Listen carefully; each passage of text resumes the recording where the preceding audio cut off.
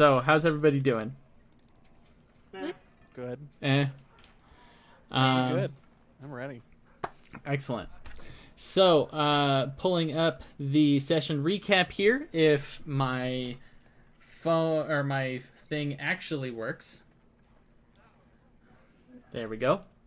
This one's a little bit longer because I was surprised at how much stuff you guys did last time. So there's a lot more.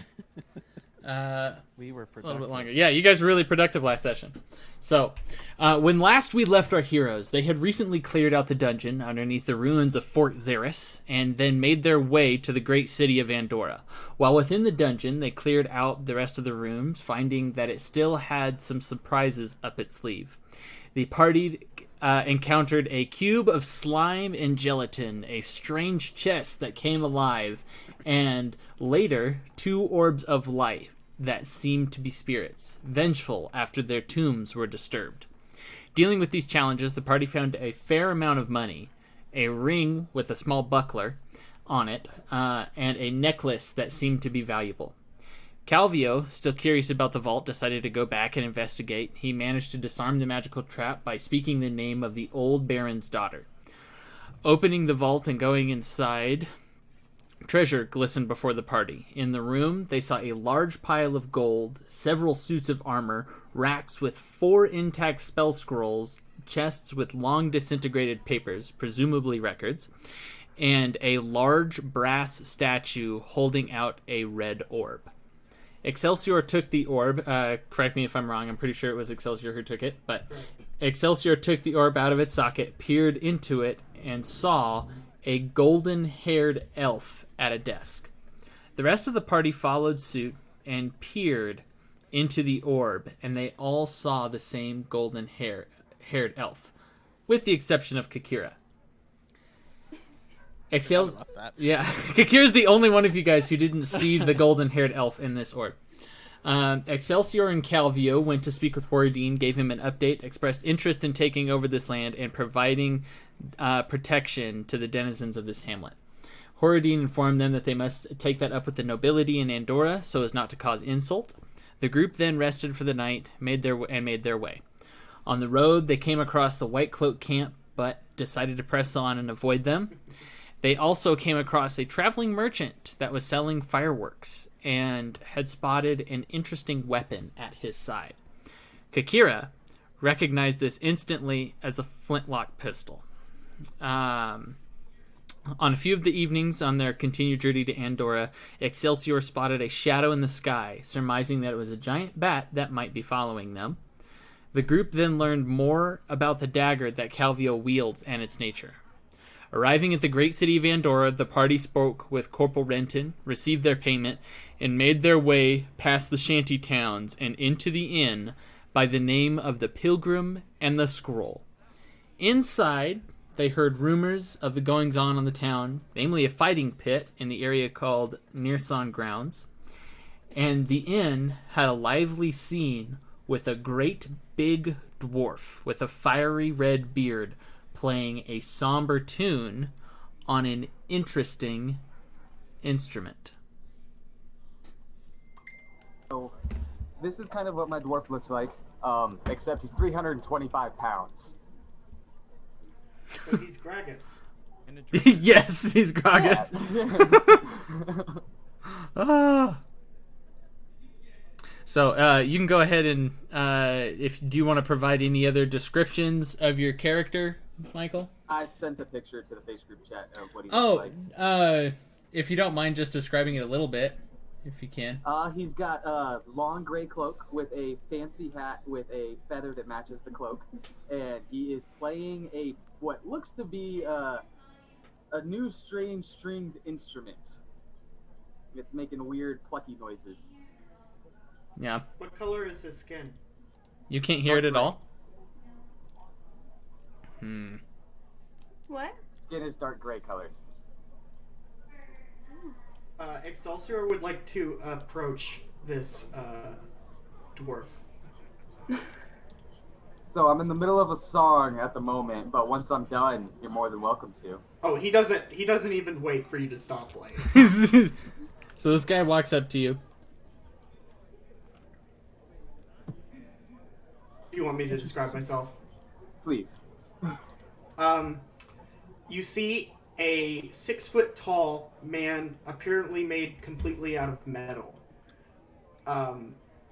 He doesn't have any sort of expression or anything that would give away his emotions. On his back, he has a very intimidating-looking greatsword, and he wears a cloak. He approaches you, matter-of-factly, and speaks at you over your playing. Excuse me, friend. I've never seen that skin color before. You may want to see a doctor. That is very worrisome. By my red beard, what is this metal man? I just stop playing and just start like checking out. Like, if you let me, I'll like pick up your cloak and like I'll like poke you and go around and like see what you are exactly.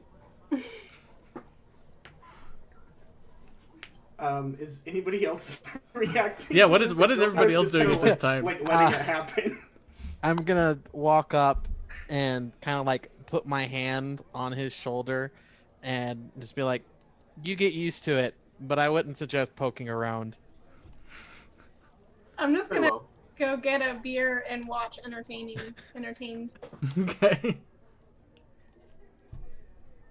So what exactly are you? That is a very complicated question. I am a soldier.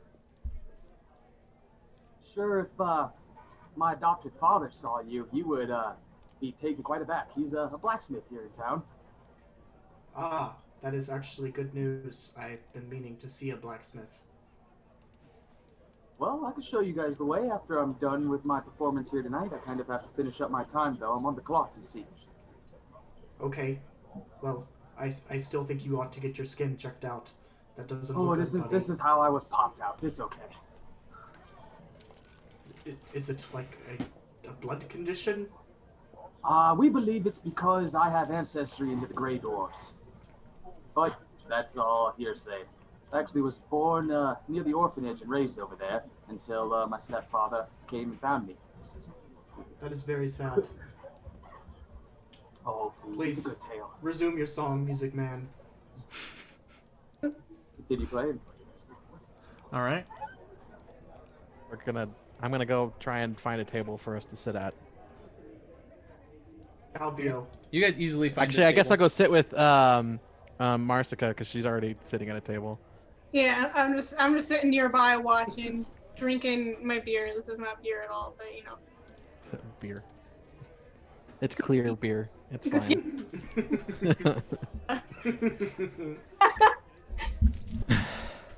And so, you guys just hang out for the rest of the night, or you guys anything you all want to talk about? I want to take out these other 3 scrolls and see if I can figure out what they are, since we're finally at a table and like at a place where we can relax for a second. Sure. Go ahead and make me an Arcana check for me. Do I need to roll this in? No, just roll your own dice. Okay, It's I can fine. just roll. Okay, cool. Ooh, that's a good one. 22. 23? 22. 22. Okay, yeah, that's more than enough to kind of figure this stuff out. Looking through these spell scrolls, you already know that you have a protection from evil and good, right? The next spell scroll is Charm Person. You have a spell scroll of Slow, and a spell scroll of Misty Step. Oh. Charm Person, Slow, and Misty Step. Yep, Charm Person, Slow, and Misty Step. Okay.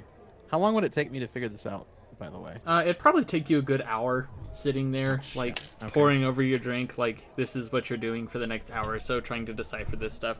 Since you're not a wizard, even though you do have some arcane training. That's fair. So, cool. What's everybody else doing at this time? Excelsior says, Calvio. Calvio's like currently like studying. and reading I'm through like things right now. like your dad with a newspaper in front of his face. Like, yes. Excelsior just like leans in. Calvio. What? I'm going to run some errands later. Would you like to join me? It's evening, like it's nighttime right now, so you guys know. In the morning. I mean. Okay. Sure. Very good. Back into my scroll. What? I'm assuming Kakira has her hood up. Yes. Okay. But What? is observing the same scrolls. Okay. Or is just watching. Yeah, you know these, like, just cursory looking at them, you know that these scrolls are magical somehow. Thanks. But, and Marsica, what are you doing at this time? I think it's time for another beer. Time for another beer? Alright. If you're gonna have a beer, like, every hour or so, I'd say that mark you back probably 5 silver by the end of the night. Ah, okay. And then I'm gonna have you make me a Constitution saving throw. See if you get drunk. Where's my there it is. Alright, cool. 13. 13? Oh yeah, you're fine. Alright, cool. Cool. So If we're gonna stay here longer than like an hour, I have one more thing I want to do after I'm done with these. yeah, I'm assuming it's evening. I was assuming you guys were going to procure rooms here. Oh yeah, for sure. Yeah. So what else would you like to do? You've had enough time. I still have this unknown ring that I have not been able to check out. Not the new one that Excelsior has, but the old one from like the first or second session. Oh yeah. So looking at that, you made some sort of check, and looking at it, that there was writing on there, correct? That's Yeah, what I there told was you? writing Yeah. on it. So, looking at this writing, what languages do you speak? Celestial, Common, Dwarvish, Elvish, Old Tongue, and Thieves' Scant.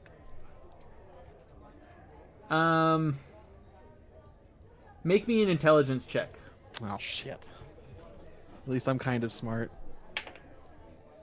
21. Nah, this is written Got in a two good rolls cipher. today. The lettering on here is written in a cipher, so you don't know what it says. You can kind of guess that it's not magical, but yeah, it seems to be some sort of combination of Old Tongue and Common, but Okay. you can't make out the nonsense words. I'm pretty sure I showed this around the last time too, so it's probably not gonna be worth it. Mm-hmm. Anyone else want to do anything? I have plenty of things I can do right now.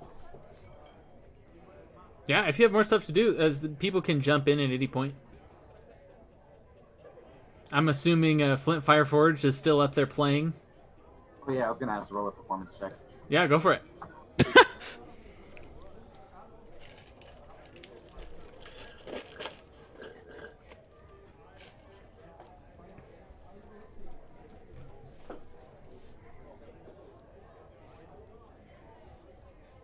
You're muted. That is a 25. Oh, Dang, dude. So, yeah, you think you for a second you almost thought that the big old metal man was going to throw you off your game, but it almost gives you this sort of inspiration. Like every time you see something new, you're like, I can riff off this. Right. Okay with this. Okay, fast. And so, yeah, and so you guys hear this just amazing music, like ding ding ding ding ding ding ding ding ding ding ding ding ding ding ding ding ding, you know, kind of sound. Damn. Mars goes, yeah. jamming. So, what else would Calvia like to do? Oh, and Actually, with that 25, you notice that there's some people who are kind of like looking outside and walk in because you're playing so well, and then the bartender kind of gives you a wink. Give him a nod and keep going. Yeah. Well, dang. I'm actually good. Okay. Anybody else have anything? Since he doesn't need to sleep in the traditional sense, Excelsior was thinking about just walking around the city. Unless there's like a curfew. Would he know something like that? You wouldn't know if there was a curfew or not in this city since you're kind of a newcomer. But yeah, you could ask some people if you want. Okay, he's gonna ask the bartender if there's any sort of curfew. Yeah, so going up, the bartender tells you no curfew, but try not to be seen near. Let me think here. Stay near the southern part of the outer ring. If you get to the northern part, or even near Kuth's reliquary, it can get a little dicey. Dicey how? Just unsavory folk walking home drunk. There have been fights that have been known to be picked. He kind of like shifts his sword in its scabbard and says, I think I can handle myself. Oh, I think you can handle yourself too, but don't know if you want to be caught in that sort of situation when the guards show up. Whatever will be, will be. Fair enough.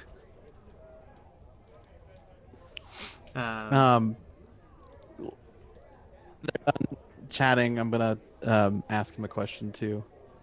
The bartender? Yeah. Sure. So I'll walk up as I kind of it seems like they're over, and look at the bartender and ask, is there a library or a bookstore or anything like that around to know about? Well, there's that weird magic-y lady in the tower. That's Magic-y lady? Yeah, she does weird experiments. Every once in a while, they kind of spill out into this ward, but it's not Does too she have far a of a name? walk. I think her name is Zerf. Zerf? Zerf, yes. Zerf. She's an odd one. I've only heard stories. Does she accept visitors?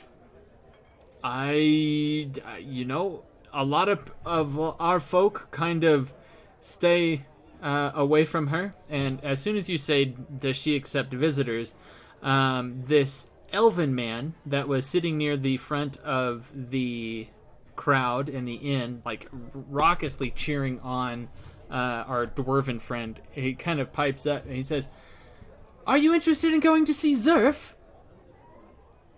Yes. Okay, yes. She often doesn't see too many visitors, but maybe. And this guy looks at Flint and kind of gives a wink. He's like, maybe we can arrange something. Did we see the wink, or is that? Make an insight check. I mean, you can see the wink. He's not Oh, okay. he's not particularly hiding that, but if you're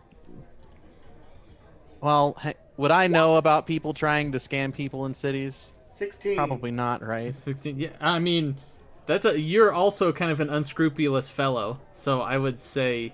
Yeah, I probably would know. Yeah. I feel like I would know. Oh, I have no. What? This is insight. Yeah, insight. It's a 5. Nice. So no, I don't know that people try to scam people in cities. Fair enough. Excelsior, you think that he's confident that he can get you a meeting. Excelsior says, what circumstances would that require? I mean, maybe you help us out here. I know my friend, and he gestures towards the dwarf who's continually playing. How are you reacting to your elven friend speaking on your behalf right now? I am just completely in my performance right now. I'm Not even paying to anything attention. else. Nope. I've got like my hat down and like I'm like trying to like look all mysterious with it. Okay. It says, my dwarven friend here is a wonder with music and words. I think he'd merely need some inspiration with some things. Allow him to tail you for a day or two, and see what stories come of it, and then I'll see about getting you that meeting with Zerf. I just look at Excelsior at this point with just like a really confused face. Well, if he tries anything, we'll kill him.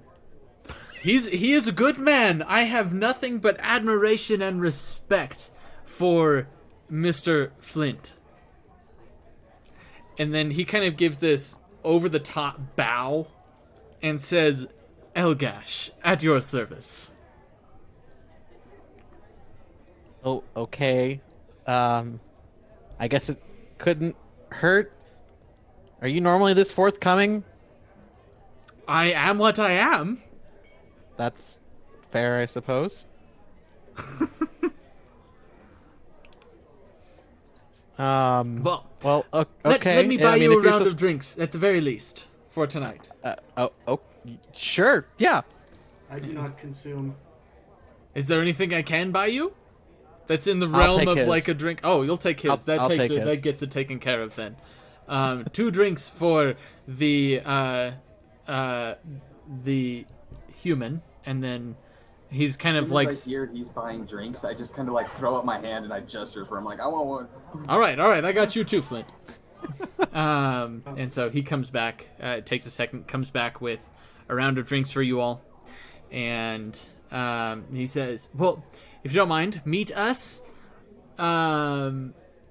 here in the morning." That's easy enough. We're probably staying here. Excellent, Noted. excellent. And then he turns towards.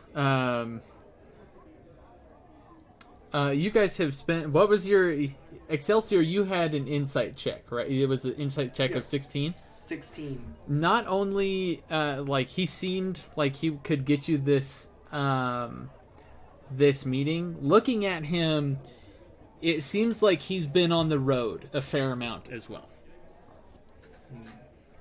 So, brings you all your drinks. Unless there's anything else you guys would like to do. Flint, you wrap up your playing for the night as people start to trickle off to bed. Is there anything you would like to say? Come talk to these folk, or do you guys want to turn in for the night? Are they still drinking? Marsica's still Probably. drinking. I'll join whoever's drinking. Okay. So, you come and All join their over. table.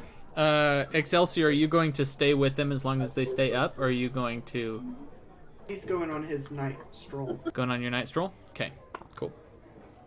Hey, Excelsior, you gonna be good out there?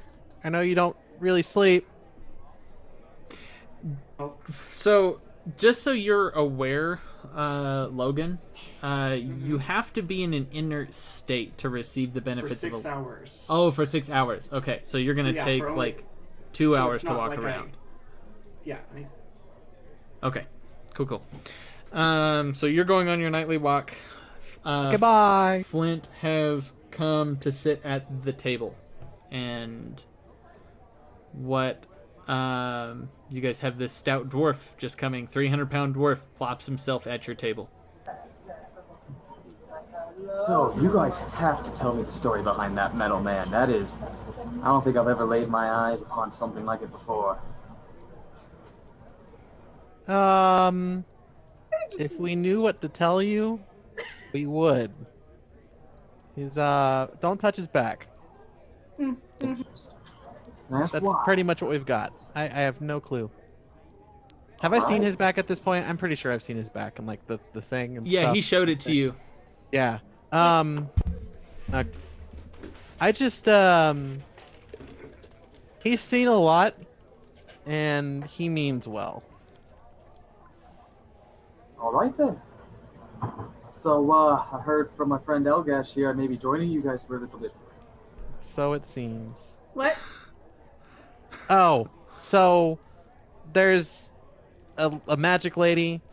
Her name is some Z word they said. I think Zerf. they said Zerf. Zerf. No, I David remembers Zerf. Oh, okay. but- sorry. I even wrote it down. It seems like this dude can get us in with a meeting for her. You know how I am with books and weird stuff. Okay. Excelsior was interested too. Oh, I see. So he made a deal with you guys for me to go around with you, and he gets you a meeting with Zerf. Something like that. Gist of this. My God, that man. I'll get some back eventually for this. I look at the barkeep and I'm like, another round So For you the guys don't- whole place or just for the table? for the table. God no. Fuck. Okay. So that'll God. be I think that's that would be 1, 2, 3, 4, 5 silver for all of you. And so there's the jingles. somehow have had 3 drinks and not paid a dime tonight. I Kakira don't know will how push that's her possible. drink towards Calvio. You've now had 4 Look, drinks. If you take he's gonna like slide it in front of me, and I'm just gonna like keep it sliding, not even let it stop moving, and push it towards the dwarf. I'm gonna try and sneak it so he doesn't notice it either. Okay, make a sleight of hand check for me.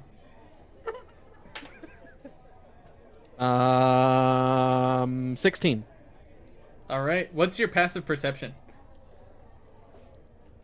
Me? Flint, yeah. Passive perception is 12. 12? Oh yeah. You wonder how an extra glass of ale got in front of you, but you're not complaining. Nope. Yep. So, is there anything else you all would like to talk about or do? I guess just like normal chat and then bed. Yeah, like small talk. Okay. Do you, Kakira, Calvio, and Marsica, can you guys go ahead and describe what your characters look like so Michael knows? But let's start with Sure. Kakira. I'm short and in a dark cloak. You can't see my face. You can't really make up or see much of anything. Are you except the grabbing cloak. anything with your hands? No, No. just like under the Alright. table. Oh. And then Calvio? Going from left to right on my screen. No, it's all good. So I am wearing a long black cloak. I have a shortish brown beard. It's not like long like I assume yours is. And I have a black hood that could be up, but it's down right now, and studded leather under the cloak. And yeah, Alright. Pretty cool. like 5'10". I'm pretty average for a human. Alright. And Marsica? So elf, about 5'11", dark brown hair, green eyes. Wearing like leather armor with, foresty colored, like just cloth stuff underneath, and then in a nice green cloak as well. Yeah, so very foresty looking. Right. Where's Fang? Pretty interesting group around here. He's under the table. He's being a Fang's good. hanging out. He's waiting. I've been slipping him. Wait, I should have bought some chicken earlier, but if I bought chicken, I'd be slipping him like little pieces of chicken. I mean, you could have been doing that. That's totally fine. Cool. Yeah. So I've been doing that. Cool. Yeah. So yeah, you see this big old black wolf underneath the table, along with them. Flint. Well, that is certainly interesting then. So, Can I pet him? You have some chicken? I can acquire some chicken. He might like you if you get some chicken. Alright, I'll bring chicken tomorrow. go get some chicken. I just kind of lean under the table and make weird noises at a dog, like Make me an animal handling check. Oh God. Okay, I guess we'll make it depend on the animal handling. What's the DC, Heaven, between 8 and 14? For Faye, I'm pulling it. That would be the, Babe, there's more salad in the fridge. what's his, let's say wisdom. Let's make that the DC.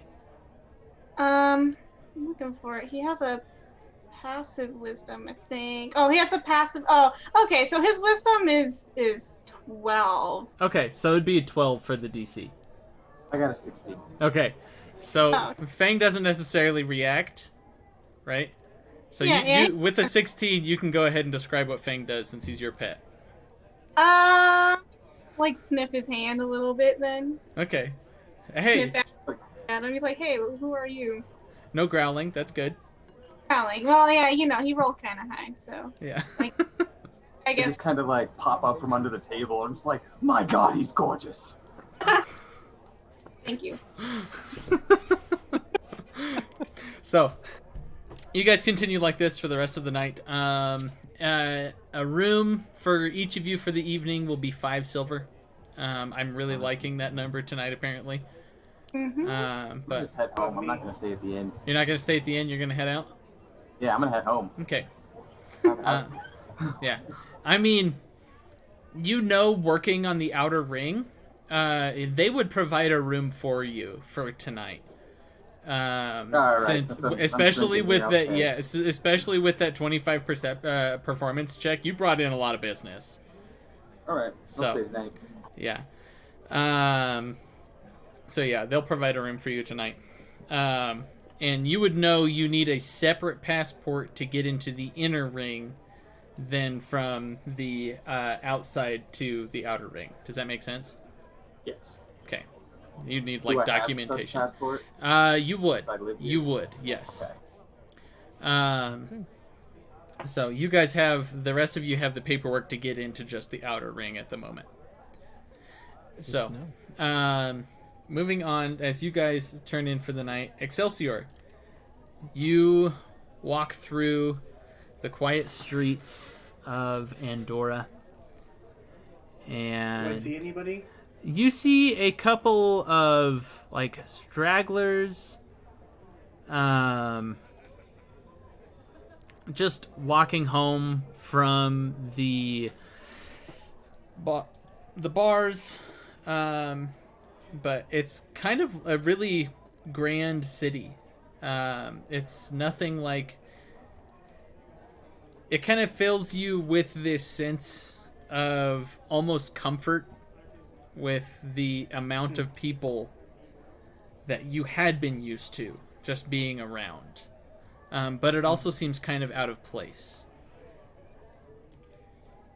Excelsior wants to ask for directions to that place the bartender told him not to go. So there's a couple places.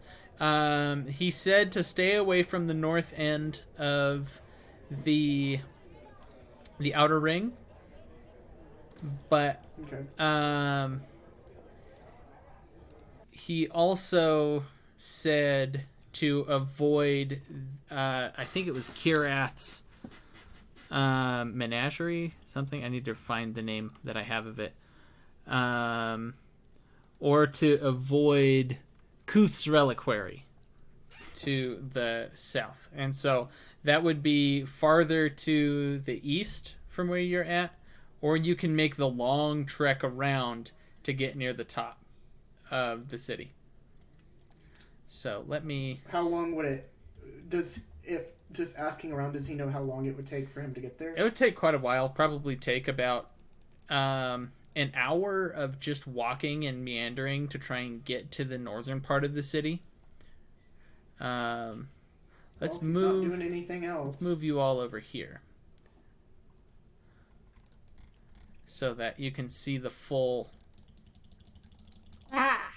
city. After it loads, of course, it's super blurry right now. There we go. So, you guys are currently here at this building. Yeah. And so, as you are you going to make your way around the outer ring up towards the north end? He sure is. Okay.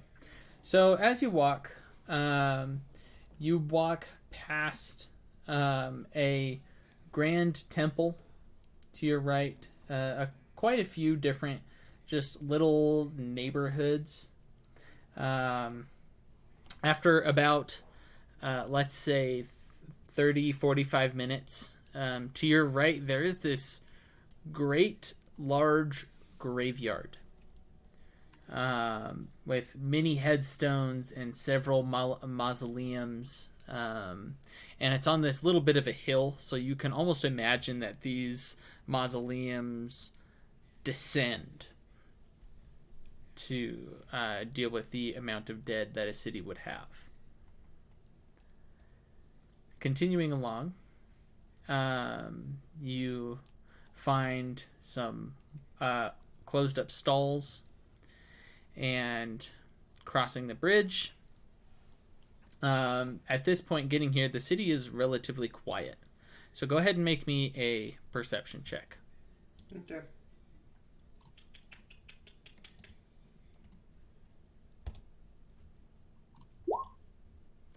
Uh, 11. That's not the worst one I've ever rolled. Nah. Yeah, not really. Not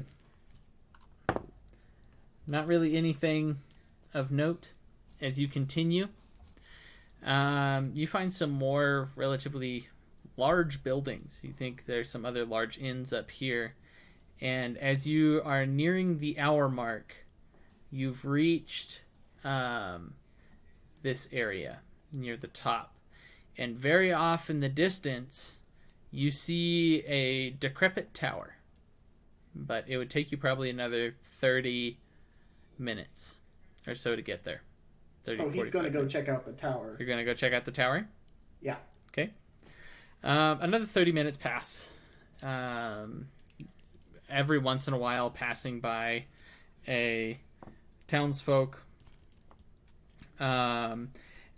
You do notice that in your walking that a lot of guards and a lot of the people who are out and about and that see you are like really almost taken aback and concerned, but they keep kind of going about their business. As you approach the tower, you see this extremely tall, decrepit building with rotting stone and almost like a barrier that's been put around it, like like they're trying to build a wall, or there's a small wall around it that keeps normal people from going past it. And there are a great many signs that say, "Keep out, no trespassing." Is there anybody around I could ask what it is? You can find a guard if you would like. Yeah, Excelsior would like to find a guard and ask. So it takes you a minute, but you find a guard. Getting past the initial shock of your being, he's still a little shaken from seeing you as he speaks. And he says, "Oh, I don't know what that is. It's just always been there. There's this rumor, however, that an old, like, mystical person used to live there, and there was some sort of experiment that blew it up, but every time somebody tries to take it down, there's I don't know, just some misfortune befalls them. But that was a few decades ago, so we just since put up a wall."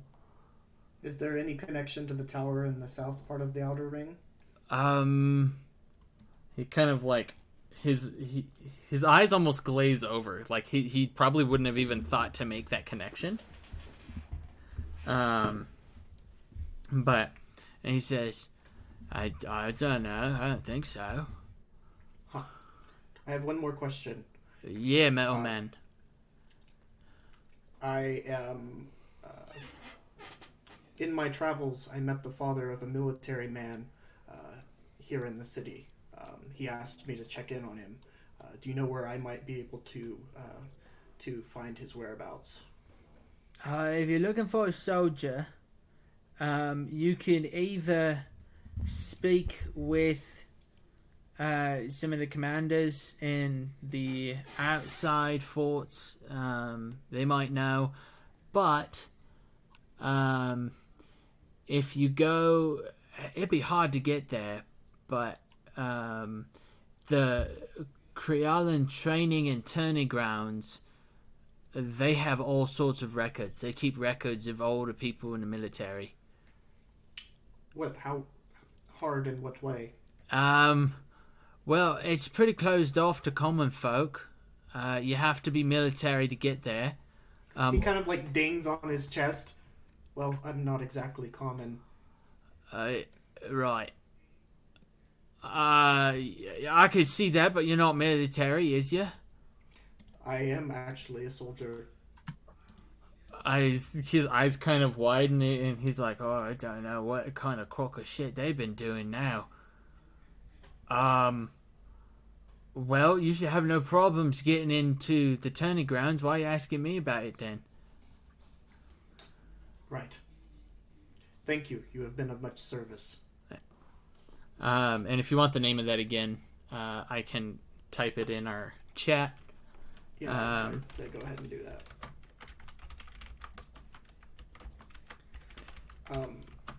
For the rest of the night, Excelsior is going to find a random place, and like, for his inert state, he's going to make himself look like a statue. He's just gonna stand in his like a statue and disguise himself as standing completely still. Still. Go ahead and make me a deception check.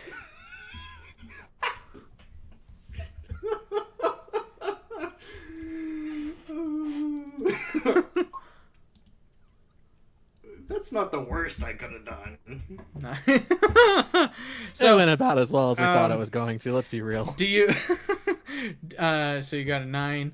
Do you make your way back towards the Pilgrim and the Scroll at all, or do you stay up near this ward? Excelsior is staying in this ward. Okay. Cool. So you're staying up there. As it kind of starts to, as dawn starts to approach, people are starting to go about their workday. They're heading towards their stalls, and a few kids are like going about trying to that go around to help their parents in their shops.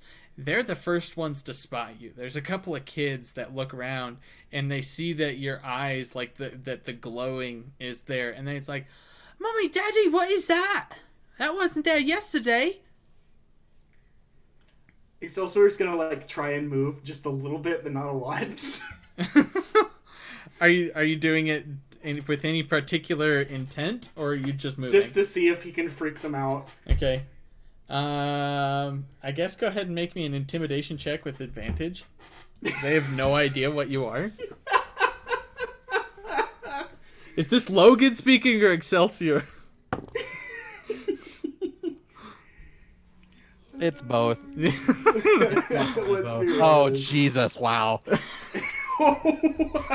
So, what you mean to just like barely move your hand, but in just barely moving your hand, your body almost moves into this lunge position, and all these little kids and the parents even themselves just scream bloody murder as they start running the other direction. Like, what the fuck? What is that? And not before long, a group of guards are running towards your direction. There's probably 3 guards that are coming to investigate. He kind of dusts himself off, gets out of his statue position. Hello. And they kind of approach and they're like, "All right, what are you? Who are you?" That is a complicated question. I have my paperwork if you would like. He kind of gives you a look and he says, "You better not be one of Zerth's creations." And I do not know this Zerth. Zerth, she's that damnable arcanist in the southern part of the ward. And he kind of takes your papers and inspects them. He says, "All right, everything seems to be in order. Go about your day and try not to scare any children. I will do my best. All right. So, are you heading back to the Pilgrim and Scroll? Yep. All right, okay. So, the rest of you wake up and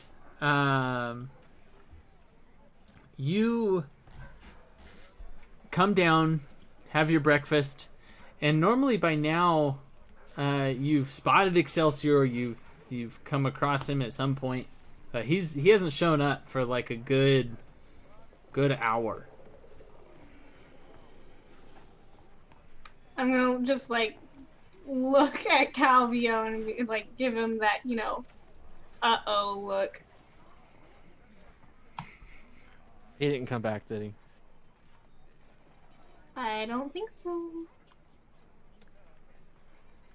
Flint, what is your Flint Okay. and Kira? What are your guys' reactions? Where's the Metal Man? I wanted to write a poem about him, maybe turn it into a ballad of some kind. I don't know. Probably havoc somewhere. Yeah, it's probably accurate. Probably. Shall we go look for him? I guess. That's a big city. Well, it's either I'm that or we let him continue doing whatever he's doing, which might get him thrown in jail, depending on his mood today. MOC's already there. Unless he's already there, yeah. Ooh. Moving back over here. So are there guards outside the inn? Yeah, you know that Andorra has a pretty strong guard presence, and they're. I'm gonna go outside and talk to him. Okay. They recognize you in this area. You frequent the Pilgrim and the Scroll, and he says, "Oh, Flint, what can I do for you?" Greetings, gentlemen. I'm inquiring about a Metal Man. Any rumors going around right now? Well, my buddy Joseph. You remember Joseph? Of course. Apparently, he heard from Bourne that there was some human-sized construct walking around near the just around where the river is, where the bridge across the river is. All right. Thank you guys very much. Next time you come in, rounds on me. We'll always take a round from Flint. Just give him a nod and walk back in and walk up to everyone else. Okay. Supposedly, the Metal Man was seen wandering around the bridge over the river toward the middle of the city. Well, okay then. I'm gonna look at the Marsica and just be like, well, at least we know he's not in jail now. Right, that's a good thing. Surprise, surprise. Same. Wait, you're telling me you guys often end up in jail? No, he just... You know how a kid makes trouble and doesn't mean anything bad by it, but it just gets in trouble? Yeah. Yes, I understand that pretty well. Yeah. Yeah. All right, well, let's go look for this problem child. You said that, not me. Well, that's the way you described it, so. In as few of words, sure, yeah. Off we my go. gosh, yes. So you guys make your way. Does Kikira have anything to say, or is she just sighs and keeps going? Yup. All right, sounds good. I constantly keep looking at the person in the cloak, trying to see if I can get a glimpse of their face every now and then. Go ahead and make me a perception check if you're trying to do something. The face is pretty well hidden, and this would be a very, very high DC. I got a 2. Yeah, you have no idea. None. All right, then. Yeah. So you guys search for the better part of an hour. The first hour goes by, and I'm going to need you guys to make me a perception check for me. Excelsior, you're still making your way back to the Pilgrim and Scroll. You've crossed the bridge at this point. I need you to go ahead and make me a perception check for me. Okay. But big 2. Big 2! A Nice. big 2. 12. 12, okay. Yeah. 15. Yeah, I got a 9. 9. Kakira. All right, bird eyes. Might use purple dice. What do we got here? Kakira's got a 15. Yep. All right. So, between Kakira and Excelsior, it takes you almost an hour and a half. Like you guys think you kind of like passed each other. You get to the bridge, and you're like, I don't see him around here anywhere. And then you start walking back towards the Pilgrim and Scroll, and you see Excelsior kind of like sitting there, just like looking back and forth, assuming that's what Excelsior would do. Yep. Once he got there. So, as soon as Excelsior got to the Pilgrim and Scroll, he just waited. So. Where were you? Where were you? I found something neat. What did you find? There is a tower, very similar to the one over there, but it is dilapidated. Supposedly it has a curse. A curse? Like Something of the sort. like you- you shall Would not I know pass anything curse? about this tower since I've lived here? for a long time? Yeah, make me a history check. Oh, fuck. 4. That's 6. 6. You would know, like, being an orphan, mostly what they just told you was stay the hell away from it. I just kind of, when they're talking about the tower, I put my arms up in front of me and next. I'm all, tower, bad vibes, no go. I'm not one Sometimes to break that's the law. the best place to go. It really is. You never know. Alright, I'll watch from the back. We have kind of made a habit of going into places where people tell us not to go. Yeah. Not like breaking and entering kind of bad, but like old places that people That's are scared exactly to what go. it sounds like, though. No, we are not evil people. It's just Most of the time. maybe Oh, maybe if I was at- wicked, I would murder myself. Okay. we're more like archaeologists. That is false. Kakira, pick up your there. face right there. Oh Isn't my that I'm god. gonna what look at Jackie Chan used to Excelsior and be say? like, "What would you prefer, Tomb Raider?" What is a That does Tomb sound Raider? cooler. Layer of the wicked. A person who raids tombs. Ah, well, I guess that makes sense. It's kind of like pull out a little notebook and make a little note and just put it back. Oh my god, that's hilarious. I need to see a tailor and a blacksmith today. Would anyone like to join me? Oh, I've got to go give greetings to my foster parents anyway, so I can introduce you if you like. You know they would need passports to get into the inner ring. They would need some you sort guys of would like need passports. stamp. And so Do I it's, know where I could find this place? you could they could either earn it by merit, like helping the city somehow. They have business, like their business takes them there, and there's an application process, but that takes a few days. Or they can pay money to show that they have the coin to be in some of the upper districts. Alright, I'll share that information with them. How much You know it's coin? it's not a lot of coin. It's a lot of the people in the outer ring live on a pretty meager. This is like the lower middle class ring of it, and then the next ring is like the middle class.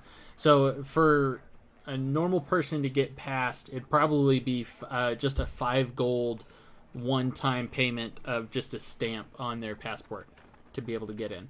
Oh, that's not so bad. Yeah. I mean, for the average commoner, that's not great. That's kind of a Oh, that's a lot of money for your That's fair. average peasant. that's fair. I can do that. Yeah. And so, cool. We've been to the document place. So are you guys? You're taking them to House Fireforge? Yep. Well, first we have to go get our paperwork. Going to the paperwork. All right. So you guys approach, walking through some of the waiting in line a little bit, walking past some stalls. There are. Do we see anything interesting? You see a few interesting stalls. Let me find my thing here. It's mostly just people selling just like piecemeal pieces of jewelry, some food that they grow in their own gardens.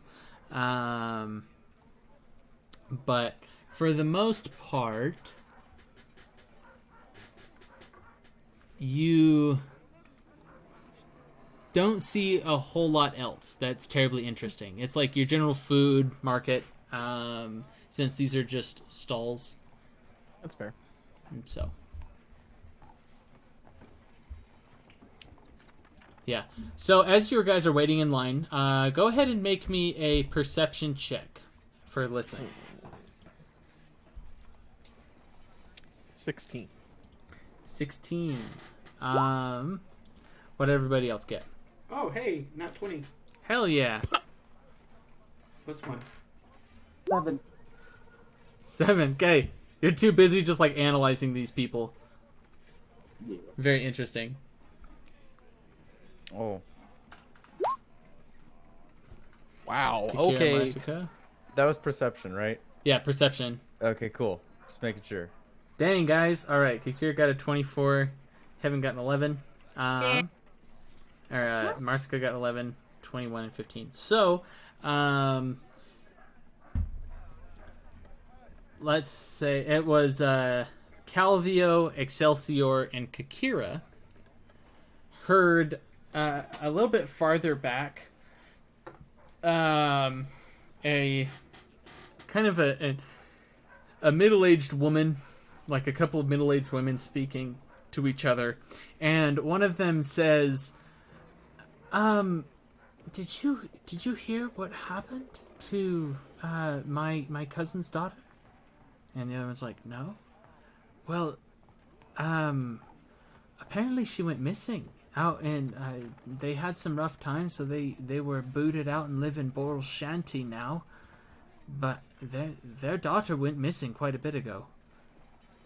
And the other woman says, oh, that's a shame. Is there anything that's been done about it? No, apparently there's been a few children that have gone missing out in the Boral Shanty. Not sure exactly what's going on. Guards are looking into it, but they don't seem hopeful. And that's about what you get from the conversation. Should we say something? Or Uh, say to Calvio? Excelsior also heard. That would be the three of you. I was gonna look back and be like, usually, Excelsior just kind of Are we like in barrels line? head first. Yeah, you guys are in line. These people are a couple people back. So would I have to get out of line to talk to them? Probably. Probably. Yeah, probably. You could always ask your friends to hold your spot, though. Please hold my spot.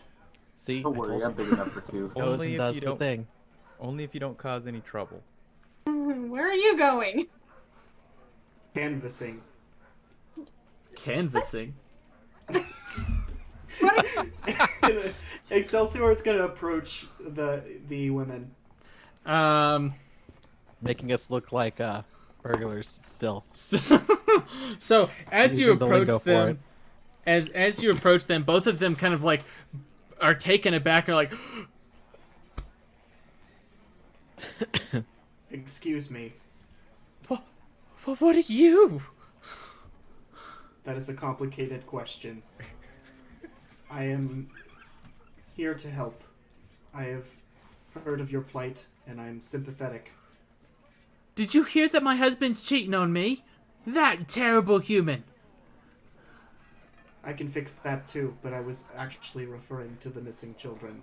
Oh, and then the other one speaks up, and she says, that they kind of give you this quizzical look, so you could deal with him too. And like taking a closer look, they say a very large sword.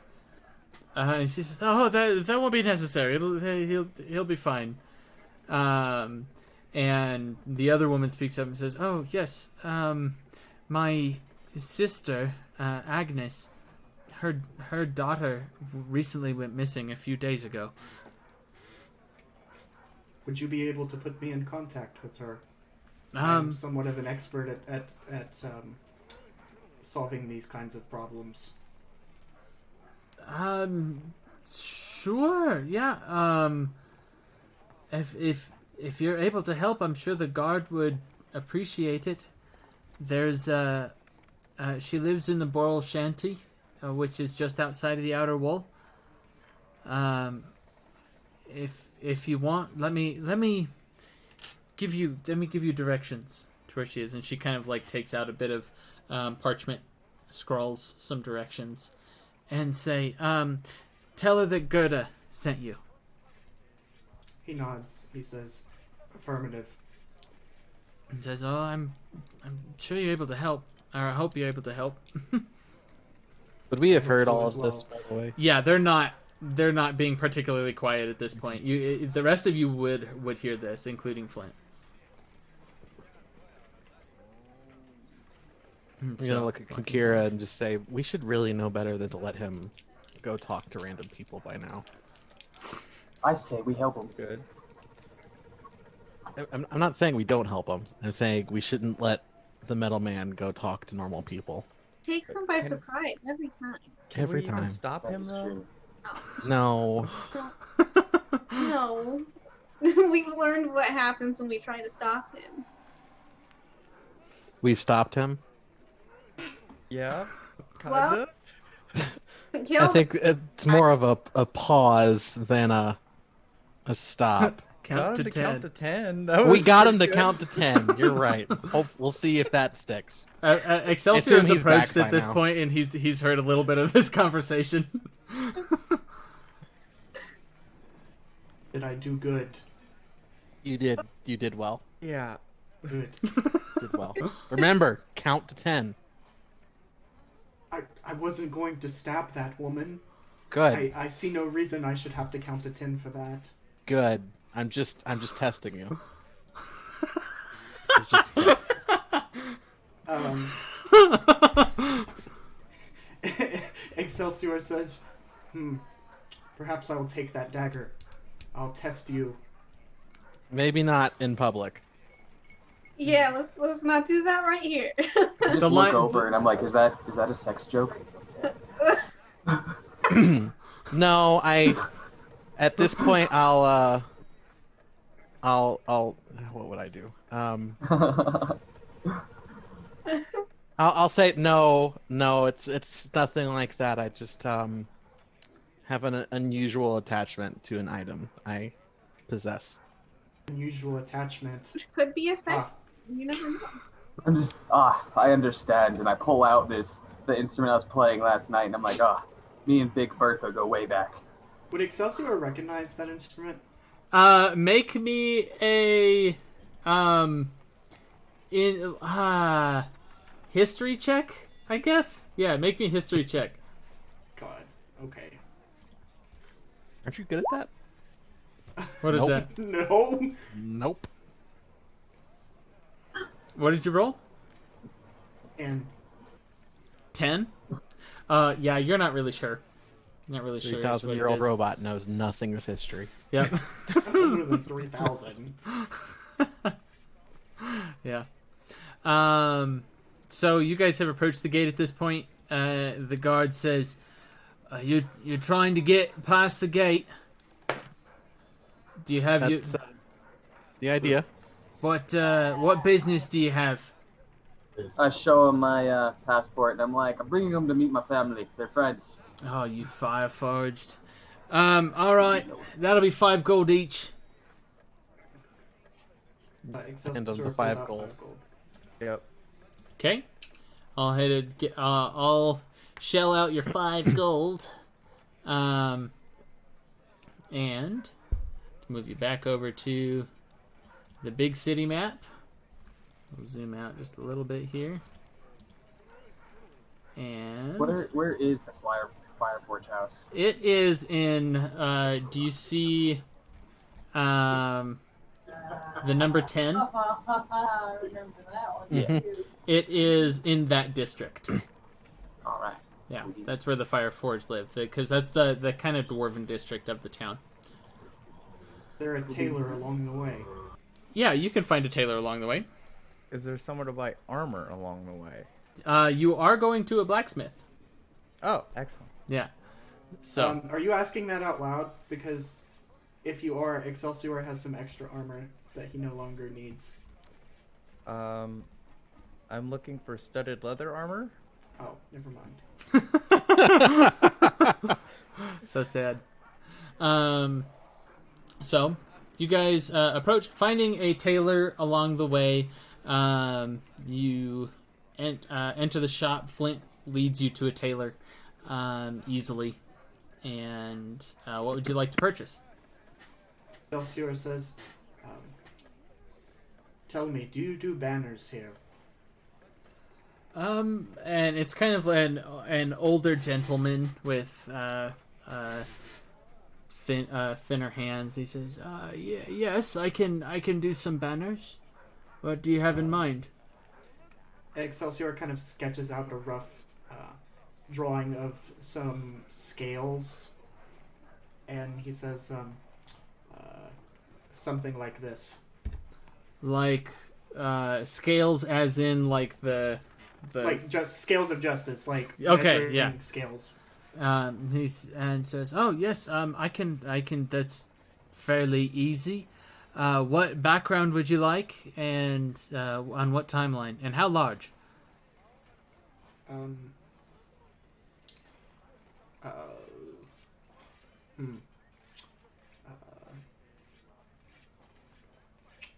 Large enough to be carried on a pole.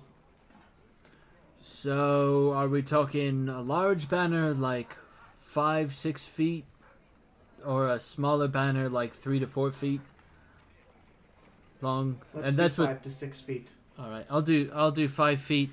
And then what quality material are we? The highest that you are able to furnish. Oh, that can go pretty high. What's our timeline? How long do you need? Something like this. Give me a week. Okay, and cost? Cost. With. Let me think here. You. He kind of takes his notepad out, does some calculations. 6 feet. Do you need me to provide the pole, or can? That would be helpful. Yes. All right, I'll add a little bit to it. That'll be 30 gold pieces. Excelsior pulls out 30 gold pieces and sets it down. All right. While I'm at it, I am looking to get some clothes made. My body is not constructed as an average being, so I need tailored clothes. Oh, say. If you want something quick, I have something for larger humans that might fit you. But if you want something specifically tailored to you, that'll also take some time and be a bit expensive. Money is no issue.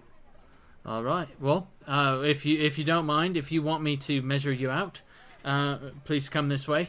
And he kind of grabs a measuring tape. Has you stand on a little pedestal. You all watch as this guy takes a good couple, like probably a good 5 to 10 minutes, just measuring Excelsior. And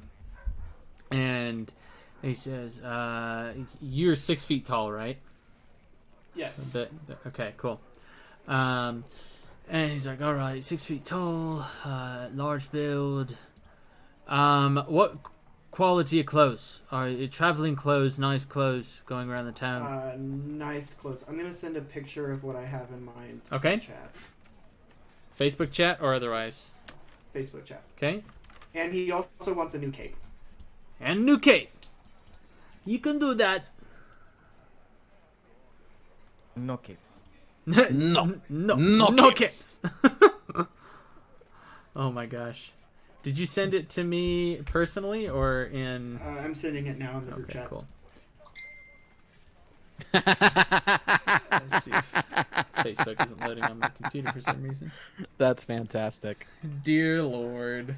I love it. It's perfect. All right. Yep. It's perfect. Of course, he's not gold yet, but that's... He'll say, he kind of says, all right, something like that. That's a little bit nicer. That'll run you back about 150 gold.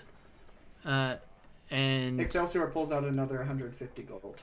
okay, and he's like, I can have something like that done. What would you like done first, the banner or the clothes? Finish the clothes first. All right, come back in 3 days. I'll have the clothes done and then the banner. I'll try and work on both at the same time, so a banner will be 5 days after that. So 3 days and then another 5. How much was the gold total, Aaron? Gold total, it was, 35 for the banner, 120 or 150 for the... I think you said 150. 150, so then there'd be So 185. 185. Yeah, 185 gold. Okay. For all of that. Cool. All right. Well, So- Excelsior says to the group, I've concluded my business. We may continue. Is there anything You almost anybody look else would normal like? up there. You know, like human. Did I take them to my favorite tailor where I get my nice clothes made? Yeah, the guy would have recognized you and give the normal, like, oh, Flint, hello. All right, cool. Yeah. It's like, if you're leading them around, it's all the people you know. Yeah. So is there anything else anybody would like to accomplish on the way to see the Fireforged family? Is the armorer there? Yeah, the armor is there. Okay. His Flint would have told you by this point that his family is a family of smiths, basically, Okay. and other things. Will They're I pretty decently known as well. from them? Say that again, Marsica. Will I be able to get arrows from them? Easy, yeah. Yeah, easy. So, heading that way, you guys make your way to the Fireforged forge. You see this great big, like, this logo of almost this, like, head of fire, but this long red beard coming off of it. What would Michael? Do they have a name besides the Fireforge? Helga will be the mom. No. The name of the business. I have I'm all not the sure people's what names. it would be. Okay, cool. We'll just call it the Fireforge then. Okay. And so you guys make it there, and as soon as you enter, there's yet again another rather large dwarf is hammering away at a blade, but he looks noticeably different from Flint. He kind of looks up and he says, "Hi, Flint, what brings you here?" And this is your father. I come bringing new friends seeking equipment. Ah, you make new friends like shit brings flies. Well, we all have our talents, right? Ah, it's true. My talent is with the blade. Yours is with the word, I guess. What can I do for you?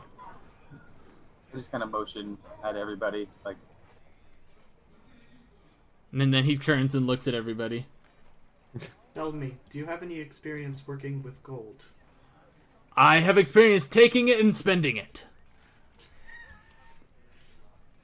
I work with that was me all the laughing, time. not.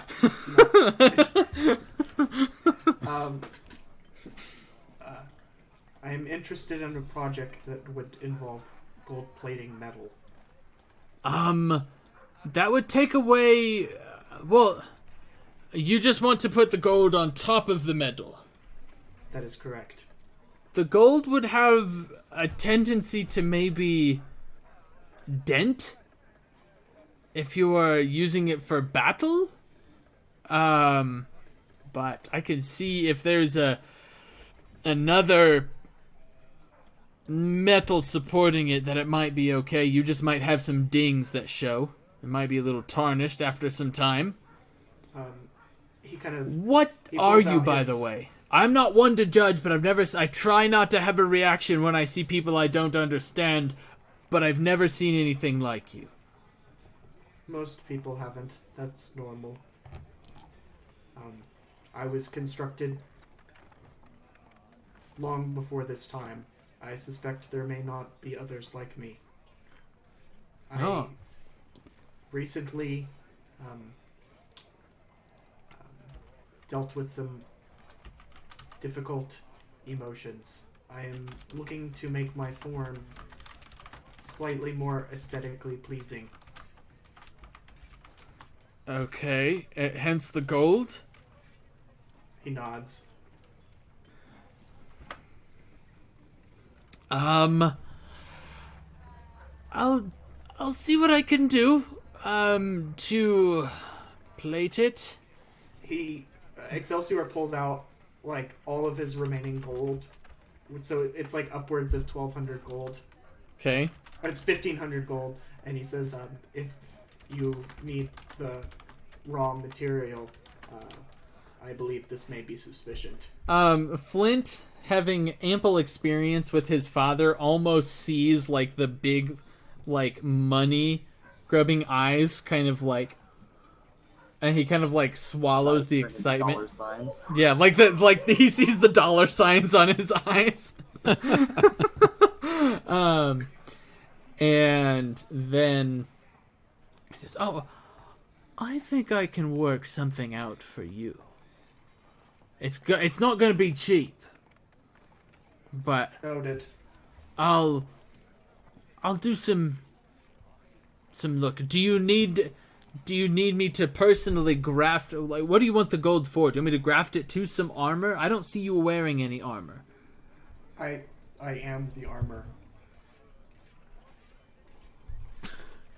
He pulls out his smith's tools. He says, "I would do it myself, but it is too arduous a task."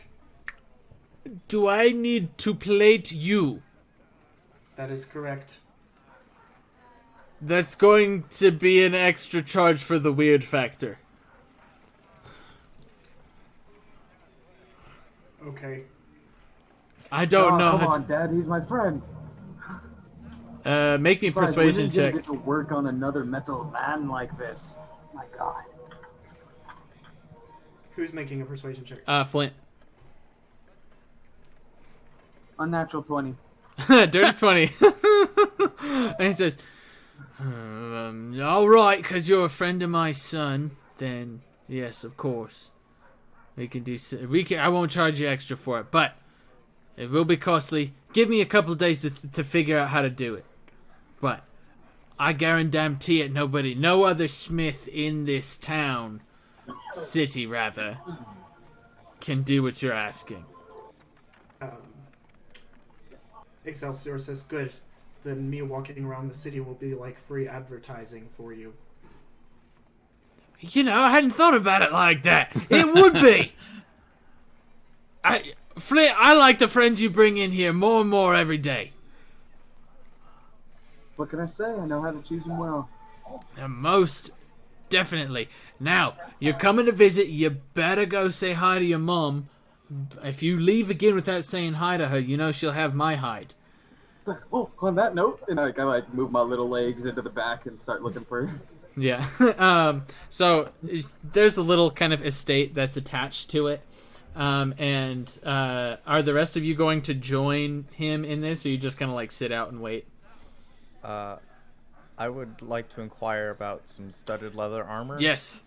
He said, that's easy enough done. Sorry, I forgot about that. My fault. He says, yeah, I have some studded leather here. That would run you about 50 gold pieces. If I trade you some padded armor and some leather armor, can I get some taken off of that? Let me see the armor. Let me see the condition it's in. If it's too badly worn, there's not much I can do with it.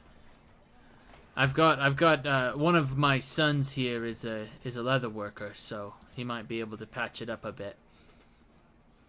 I guess the padded armor would be kind of beat up, and I think the leather armor came from the bandits. Okay, leather armor came from the bandits, padded armor. So he kind of takes a look at it. I think that that Gilfra can work with that. I'll have that. I'll take off 15 gold. How's that for the two of them? Sounds good to me. So, and so that will be 35 gold is the net. Alrighty. Yeah. Would he have a chain shirt or like a breastplate or something? Those, Yeah, I don't think those take off of stealth, correct? It does not. Medium armor is weird. Yeah, some do, some don't. The chain guess I shirt could does look it not. up. The breastplate does not. He says, "I've got a couple chain shirts. The breastplate I just finished the other day. I think it represents some of my best craftsmanship." And you can see, looking at the breastplate, it has some intricate designs in there. But it is still breastplate. I'm just trying to make sure I understand. Because medium armor doesn't do anything different than light armor, right? Like as far as movement's concerned. It doesn't just change trying your to- movement. Yeah. Yeah, it shouldn't change it. How much is the breastplate? The breastplate, he would tell you, is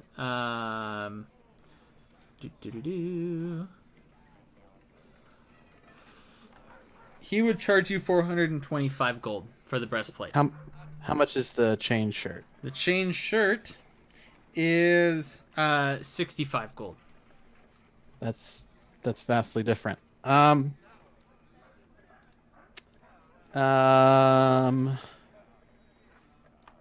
Make sure. We'll do the breastplate. Why the hell not? Spending out the big money. You said it's 400? 425. Okay. Yeah. And he's, Do that. at this point, Flint has probably gone in to say hello to his family. Has Kakira already bought the studded armor? Yes, she would have been the first one to Shit. buy it. I'm Well, also damn. going to prepare rations while I'm at the house. Prepare rations? That'll Okay. cook. Sounds Then good. I'll spend the time to switch, and since I haven't fought with the studded armor that I got from the vault, I'll ask him if I could sell the studded armor to him. Oh, yeah. That's why I was like, did he buy it yet? He charged how much for it? 50 gold? 420. Oh, yeah. For the studded Charged armor. 50. I got it for 35 Yeah. because I traded in some armor. He said, I'll take that studded armor off of you for, let's say, I'll give you 30 for it. That's fair. Okay, yeah. Excelsior has a set of chainmail that he'd like to sell as well. Oh, giving all sorts of business here. Chainmail is how much gold? Let me look here. This says 75 GP on 75? D&D Beyond. He would offer you 40 for the chainmail. This is acceptable. Okay.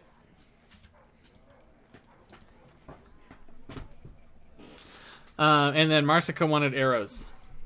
Yes, I wanted arrows. I do have a question though. What's up? Would it be possible to either get an upgraded longbow or a better longbow? The longbow that you have is top of the line for what the city can provide. Above that, you're trying to look for magical items, and there is not a magical item shop that you know of in the city. Okay, cool. Sounds good. Then I'll just get how many arrows are in their bundles? He has a bundle of 20 arrows for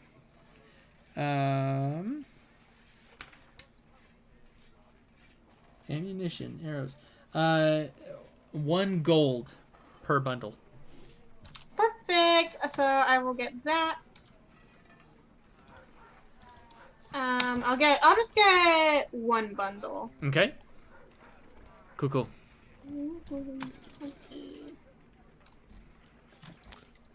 So I may have goofed. Okay. Somehow I thought I was proficient with medium armor. Definitely not proficient with medium armor. All right. So go ahead and are you gonna?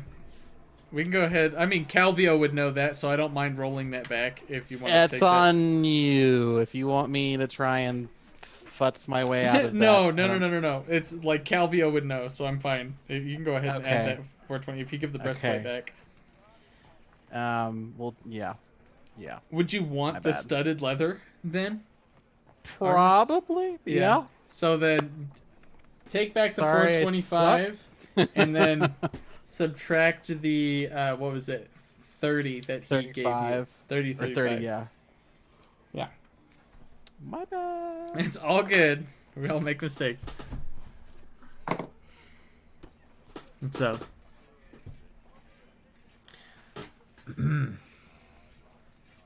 all right. So you guys hear from next door just the hustle and bustle of dishes and cooking, and you hear this really high-pitched dwarven woman call out as she comes down the stairs. Ah, Flint! You came home for the day. How's my little boy? Just slap my belly and just not so little. You always be my little boy. And she says, and she comes in like somehow miraculously she has a pie in her hand and she like hands it to you. I like, as soon as I notice the pie, I like pull out a little apron and like wrap it around my neck, and I've like got travel utensils. I'm just like, I'm fucking ready. So, devouring the pie. The rest of that, speeding on along a little bit. You guys get all the armor and stuff. Is there anything else you'd like to do? Logan, I can barely see your face, man. Where is it at? You're like, I can see like your forehead. Only there we go. I was like leaning back a little bit. Let me see if I can raise my chair a little bit. It's all good. No, that's the opposite of I'm mine. sitting here like looking on stream and I see the top of your I'm head and I'm like, what's going on, dude? Holy crap. Nice. Had been trying to do the same thing.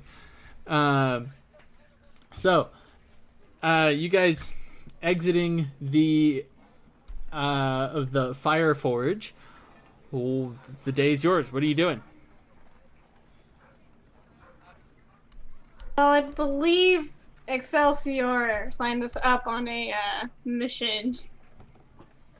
Yeah, I'm gonna go check out the tower. Do you guys want to go check out the tower, or do you guys gonna go wanna check go out with the the missing kids? Excelsior is going to check out the missing kids. He's I overseeing would- the tower. I was thinking about the missing kids. Calvio is while they say that is just gonna like pull out the dagger and just kind of like shake it but not say anything. Okay, just like. Yeah, just like kind of like. As you do that, a guard is looking over and says, "Hey, Oh, God. no brandishing weapons in the middle of the city." I mean, it's in the sheath. Oh, it's not in like- the sheath. I thought you meant Yeah. like you took it out of its No, sheath. I'm not like whoosh. No. Yeah, no. you were doing like It's like, No. what? Okay. You're No, just like it's holding in it. the sheath. Sorry, I'll be more clear. That's okay. I was like, interesting. Weird Yeah. flex, but okay. So, continuing down, the guard doesn't say anything then.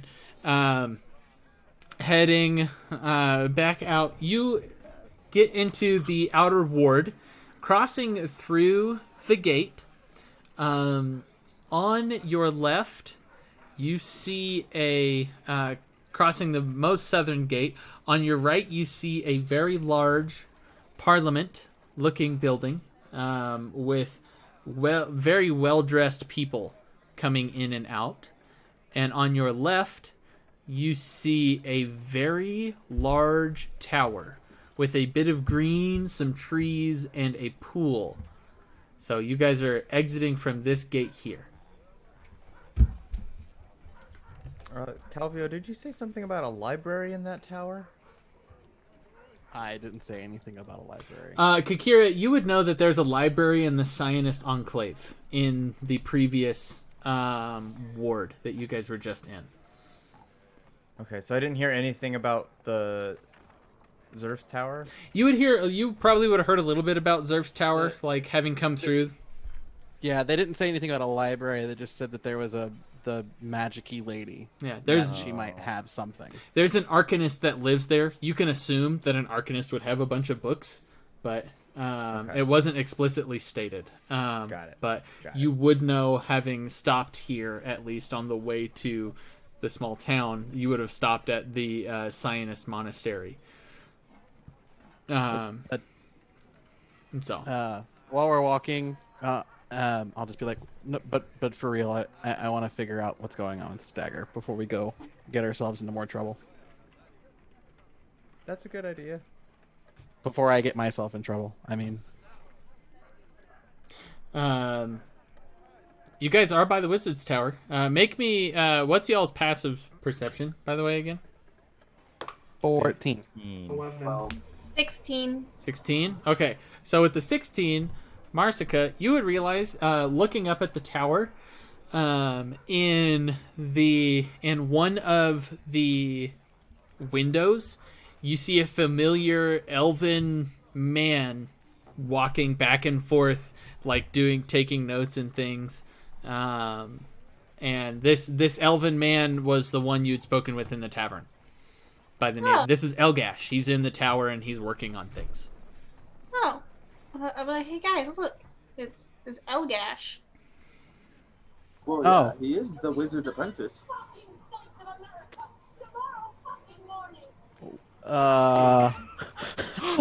Okay.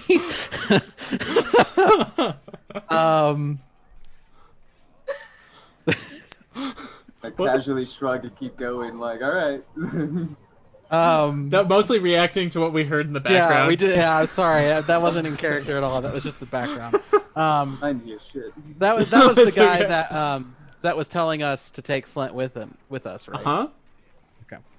I'll look at Marska and just be like, well, that's how you can guarantee us some time. So why did he want you to come with us, Flint? He's constantly obsessed with me losing weight. So he tries to get me into other groups of adventurers to get me moving around. Uh-huh. And how do you feel about this?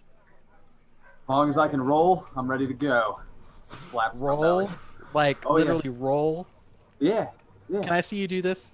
I'm gonna lay down and I'm gonna attempt to roll. Make me an acrobatics check. Yes.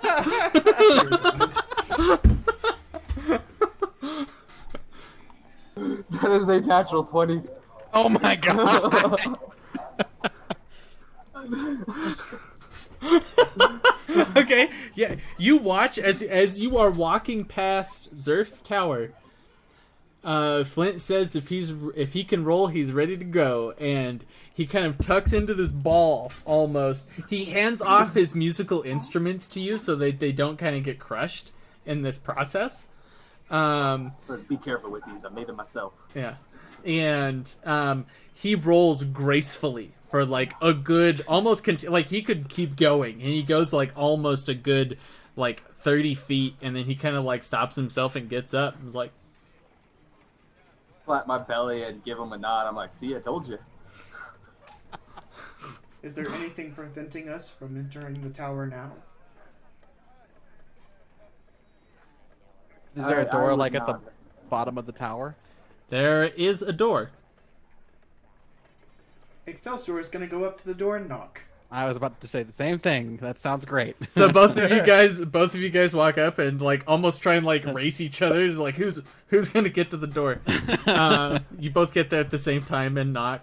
And as soon as you knock, something interesting happens. You don't see any handles, but it says stand back. We should probably stand back. Excelsior takes like 2 steps back. Okay, and in just enough space, this creature materializes in front of it. It has this extremely long tongue, a floating green head with 1 eye, vicious teeth, and then it has 4 eye stalks that come off of it. And it says to you, "Hello, what brings you to Zerf's tower? What business?" I have a magical artifact I would like her to see. I just stare at Excelsior grumpily because I was in the middle of talking and just let him keep going. Sorry. No, that's all in character. That's probably actually what would have happened anyway. And he says, magical artifact, and it's like its tongue is like sloshing around this whole time. And actually, I can give you guys a visual of what this thing is. Oh, I don't know if I want a visual of this. You guys, This on Facebook or Roll20? it's on Roll20. Okay, fantastic. Let's see if it actually shows up how I want it to. Yep, there we go. Wow, no surprise there. Yep. You see this? Just okay, Logan, you're DM, man. You know these monsters. Sorry. Yeah, this creature is sitting at the front, speaking to you. Would I know its name? I don't think you would know its name. You may have a nickname you've given to it, but it hasn't revealed any sort of name to you. All right. Yeah. So this magical artifact, it kind of thinks for a second and says, "What is the nature of this artifact?" Excelsior pulls out the red orb and shows it. And it kind of looks over. It's like the big eye is looking at Excelsior, and as Calvio's about to say something, the 4 other eyes look at Calvio. And then it says, "Does he have something too?" And then the big eye turns towards you. Yes, I do. Interesting. You have a red orb. You have what now? What do you have? It's a fancy dagger that does stuff. I just have to show you. One moment. And then it kind of like dematerializes. Well, that was interesting. I don't like that thing. Yeah. I look at Excelsior and be like, we're going to have to work on your social skills. Like, Gilbert I'm means going to well, have guys. to work on He's all right. yours. I was fine. That's the... Oh, okay. I just pat Go on the back. There. It's fine. Everything's fine. Now what's Flint doing? I am tuning my instruments, and when they're done talking a little bit, I just kind of look up at them, and I'm like, yeah, Gilbert's weird. Gilbert? Yeah, that's what I call him. He's a good guy, but he's weird. That was... Okay. Does he Gilbert's answer cool. to that? Sometimes. I don't know. I'm not sure. I've never seen anyone else ever try and call him that. I don't know how to feel about that.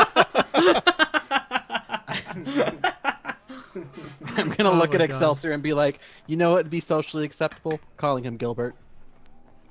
Well, I have to call him that. It's his name.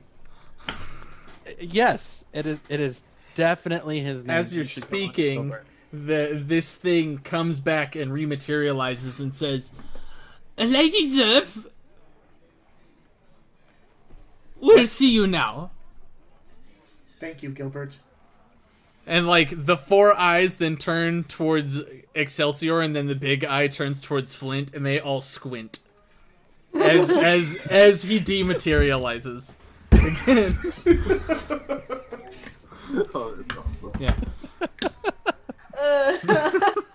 So the door opens, and in front of you is a gorgeous tile chamber with a set of stairs, or a spiral staircase going up the center of it, and several chairs, kind of like looking almost like a medieval waiting room, if you will.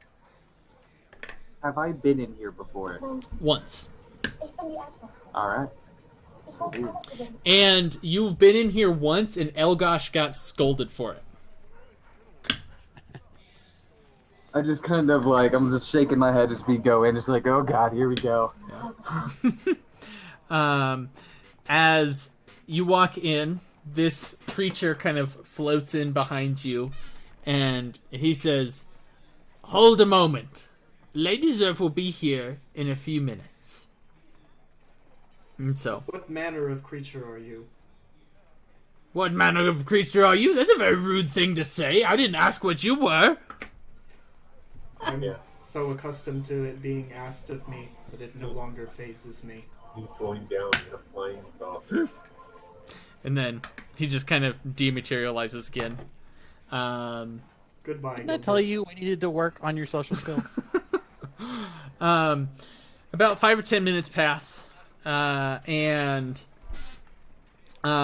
you see this relatively tall female elven figure elegantly coming down the stairs. She is adorned in blue robes with different symbols on them, and she has very long blonde hair. And she comes down, and she says, "I understand that you have a few magical artifacts." This is So to correct. speak. She kind of squints for a second and laughs almost uncontrollably. It says, "I've never seen such a ragtag group before." Of course, you be the ones that come across something. What do you have? Let me see it. Let me see it. Excelsior pulls out the orb and says, not everyone is able to see it, but some have seen visions within this. She takes it, and she peers into it, and her eyes almost go wide for a second. And her demeanor instantly becomes more serious. And she says, "Do you mind if I hold on to this?" Certainly. Now, no funny business, sir. No funny business, Flint. You're the one who's funny. I try to be. How many of you have peered into this? I believe All of us. we have, but only 3 of us It's my have. first time seeing it. Going to Earth in a fucking space? So, Mom's going off about something. And she holds it, and she kind of snaps her fingers, and yells, "Elgash, bring me a lead box!" And very quickly, Elgash comes running down the stairs, and he looks at all of you and he says, "Well, how'd you get in here so soon?" Gilbert.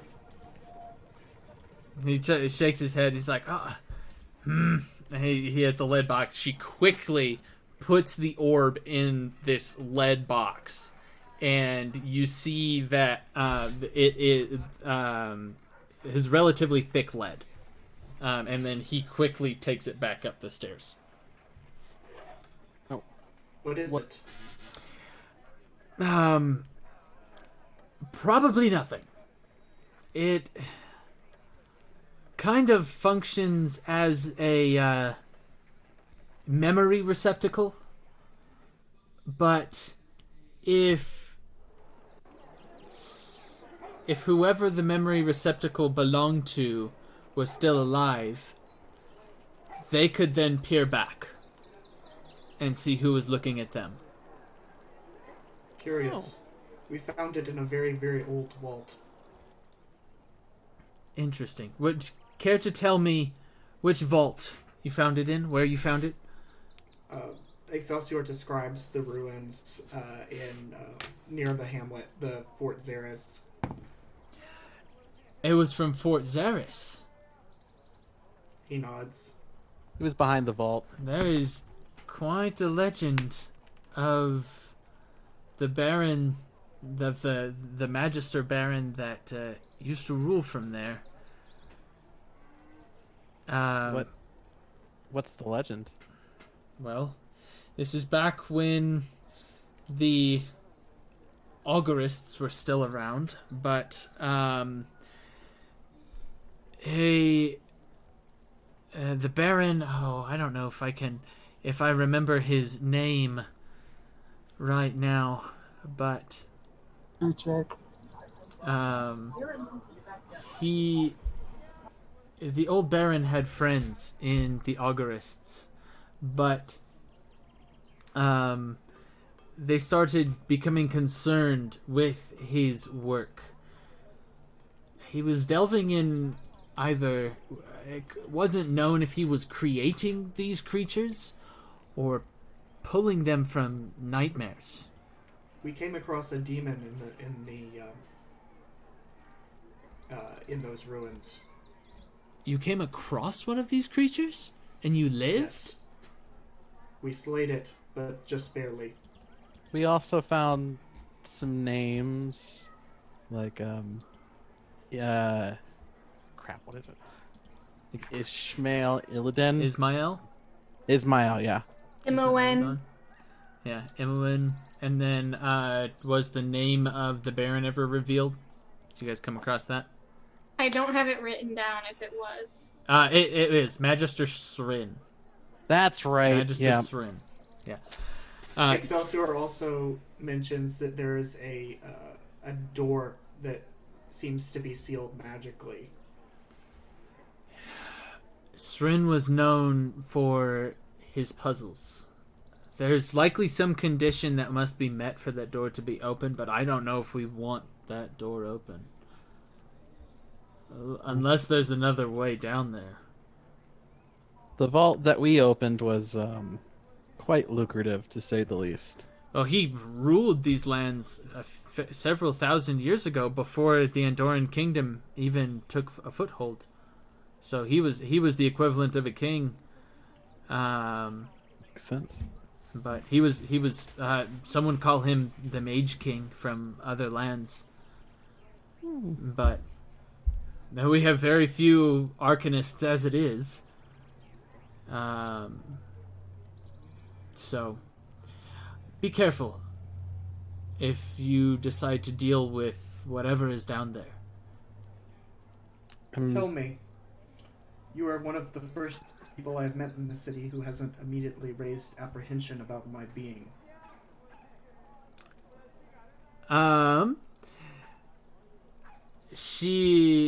What is your question then? I'm the used question to seeing is, strange things. Does she seem like she knows what he is? Make me an insight check. She will say that I can't say I've come across anything like you before, but I do come across strange things. 15. 15? she's not very good at deceiving. She said, you get the sense that there's a hint of recognition, but it's withheld. Like she's not sure. It's like an uncertain recognition. Tell me if there's anything that you know. We came across an Algonys early in our adventures who recognized me. Wait, you came across an actual Algonys? Was he alive? A No. spirit. Sort of. Oh, a spirit. Literally Nice. all the answers possible. That got my hopes up. If the Algorists came back, then there'd be a great many problems that could be solved. As to the nature of your being, seek the Zionist monastery. There might be answers there. Thank you. Calvio, show her the dagger. So, I found this dagger at a ritual site, not thinking any different of it. Oh, there's your first And- mistake. What'd you do with it? I didn't do anything with it. It's just I can't get rid of it. It makes me see things, and it's kind of like a boomerang. Oh my. And I get really grumpy when people take it from me. Really grumpy, or it hurts you? Both.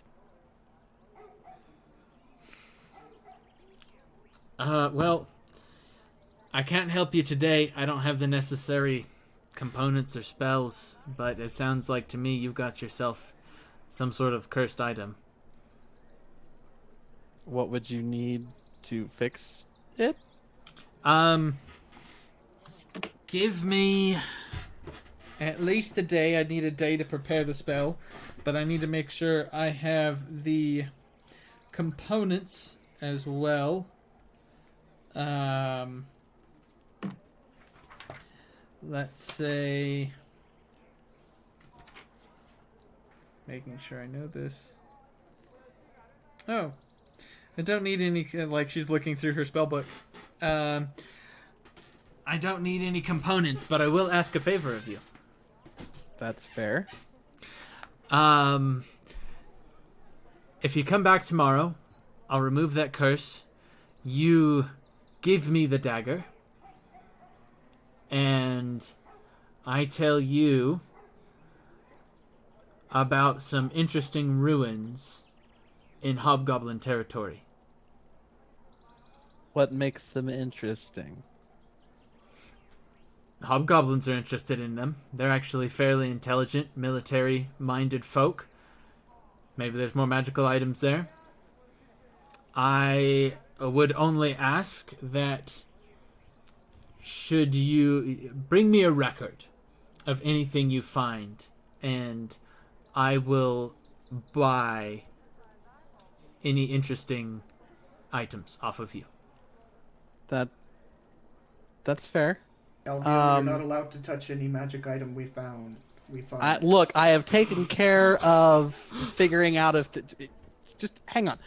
Is it possible for you to remove specific parts of enchantments and put it onto something else? I am not an accomplished enchanter, sadly. I deal more with the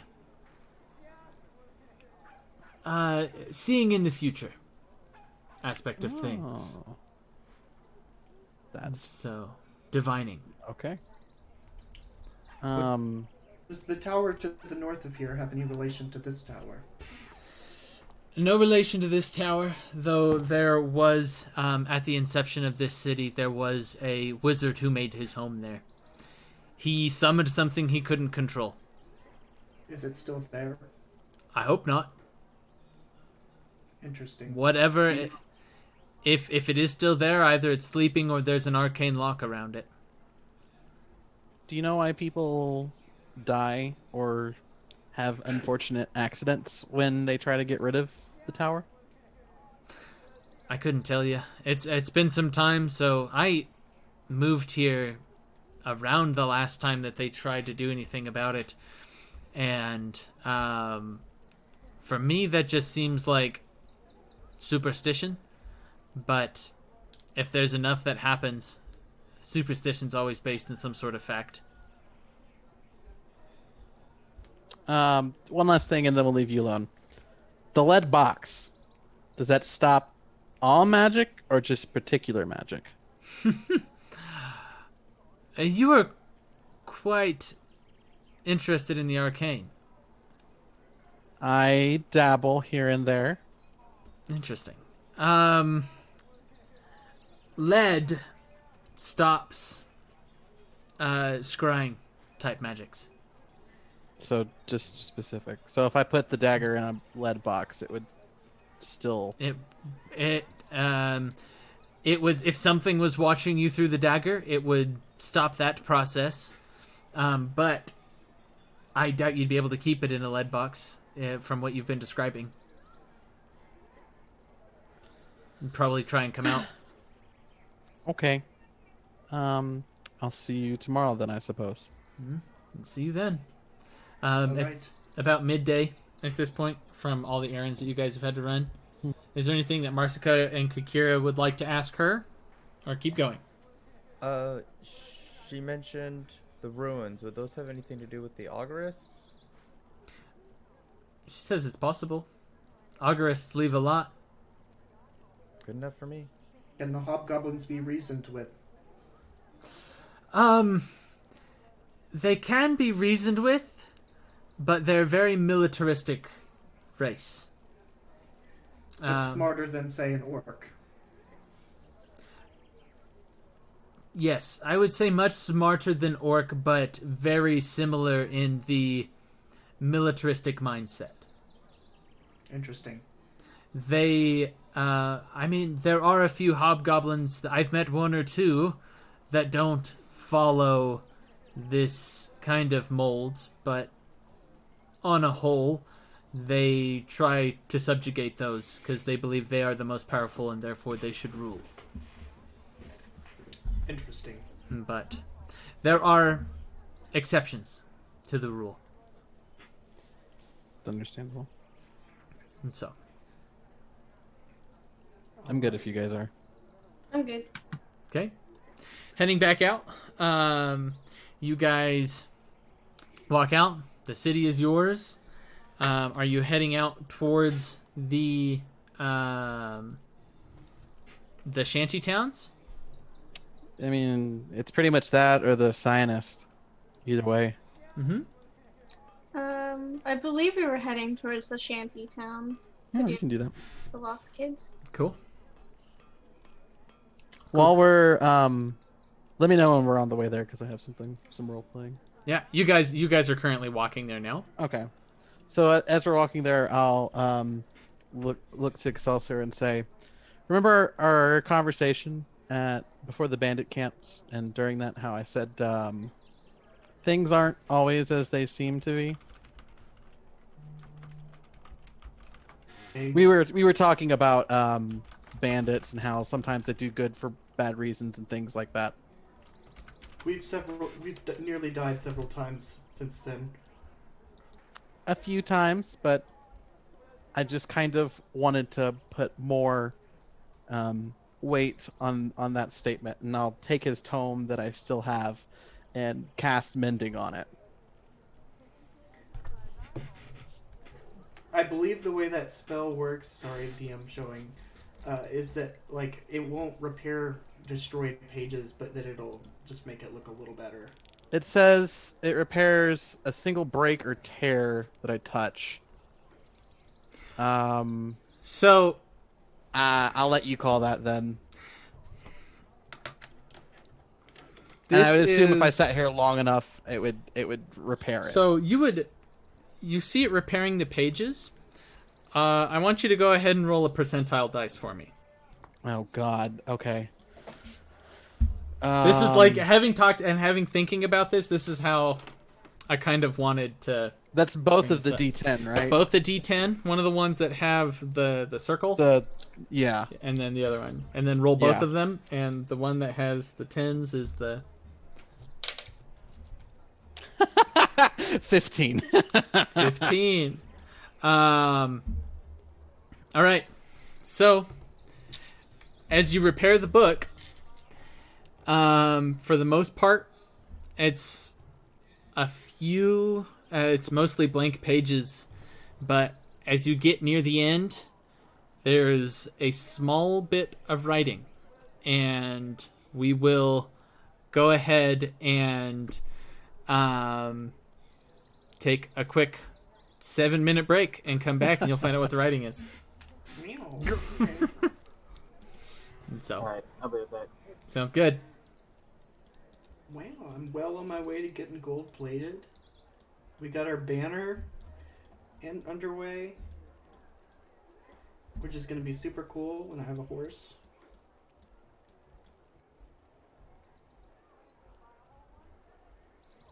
Ideally, I want to get to the point where like people see us on the road with our banner and they're like, "Oh shit, I know who they are."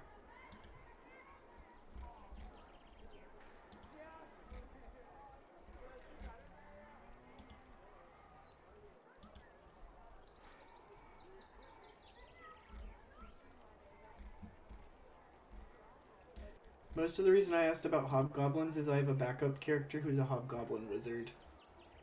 And I wanted to see if thematically he would fit in the world.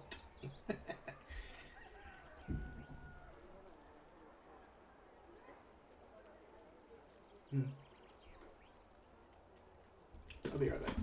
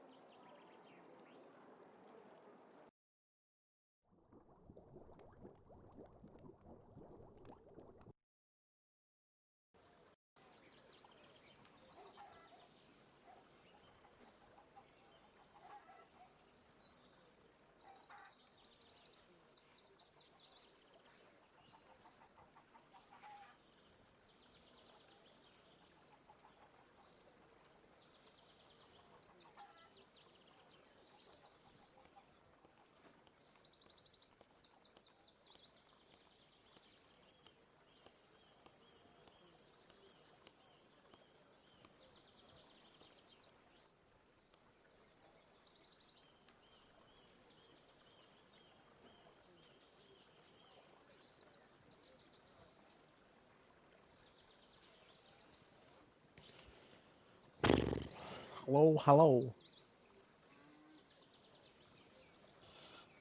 Man, I'm so All sad. right. 15%. 15%. That's what I rolled on the mending. The 15%. I wanted like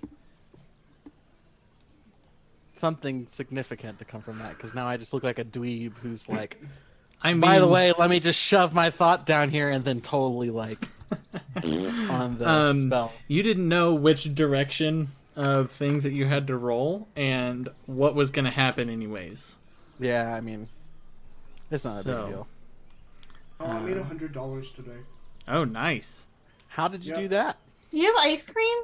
I sure do. Mint chocolate chip. Every week. Ice cream? Patrick, you just need to keep ice cream on hand. It goes away so fast. I get it and it's gone. You could like get those like little tiny cups of it in the big bags. Oh, that's not a bad idea. Yeah. And so That would then you have work. ice cream, like portion-sized ice cream, and they're cheap. They are cheap. And sometimes they come with a little tiny spoon as well. Yeah. And you can get like the Neapolitan ones. So then you're not stuck with like French vanilla every day. Oh, have Oh, to be hang on, French chocolate. vanilla. I love French vanilla. All love right. Has getting, Michael like- come back yet? No. I love getting good decaf coffee in evenings and then putting it over some French vanilla. So it's like sort of like a float. It's not like an affogato, but it's like a float. now I want to root your float. See, Patrick, keep ice cream around, man. What do you do? This is all your fault. I didn't do. No, this is Logan's fault if we're Guys are gonna blame making me have to anyone. buy ice cream. Sucks to suck.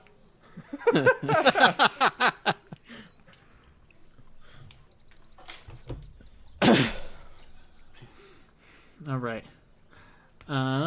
Give Michael a couple more minutes here. He's not feeling well. And so, Oh, that's no good. yeah. He's trying to do what he can. I feel that. But how's everybody feeling about the city so far? I'm digging it. Good. Big. It's a Yeah. lot of hurry up and wait. Yeah, there's a lot of stuff. There's like, I knew this session was going to be a lot of just like, all right, let's run some errands. Mm-hmm. It more like Aaron. Oh my god, Ha bro, ha ha. bro. Oh my goodness. Got the Cato here. My cat. Yeah. I like the cat. A lot of this, I found a bunch of like ambient sounds that are theoretically royalty free as long as you're not making money off the stream. And that was super cool. Where's the thing here? It is he's got a whole YouTube channel of all of his stuff. That's really cool. I think he's like a Swedish composer. But Like all right. the Swedish chef, but he's a composer. yeah, right? It is what's his name? Michael Gelfi is his name. Oh, I've heard that name. Why have I heard that name? Yeah. Why do I know that name? Come here, Google. Google. Yeah, I worked on stuff for the soundtrack for tomorrow night. Oh, awesome, man. This morning. I'm excited about it. I think it's so funny. For reasons that I won't explain, that you used a Beholder variant. Oh no. I'm a little nervous. Good, you should be. You're using frickin' beholders tomorrow? I might not. Oh You don't God. Oh dear. Okay. I will. Oh, hey, thanks for following, Heaven. I appreciate it. Ooh. Oh. Oh. I'm gonna text Mike and let him know we're gonna get started.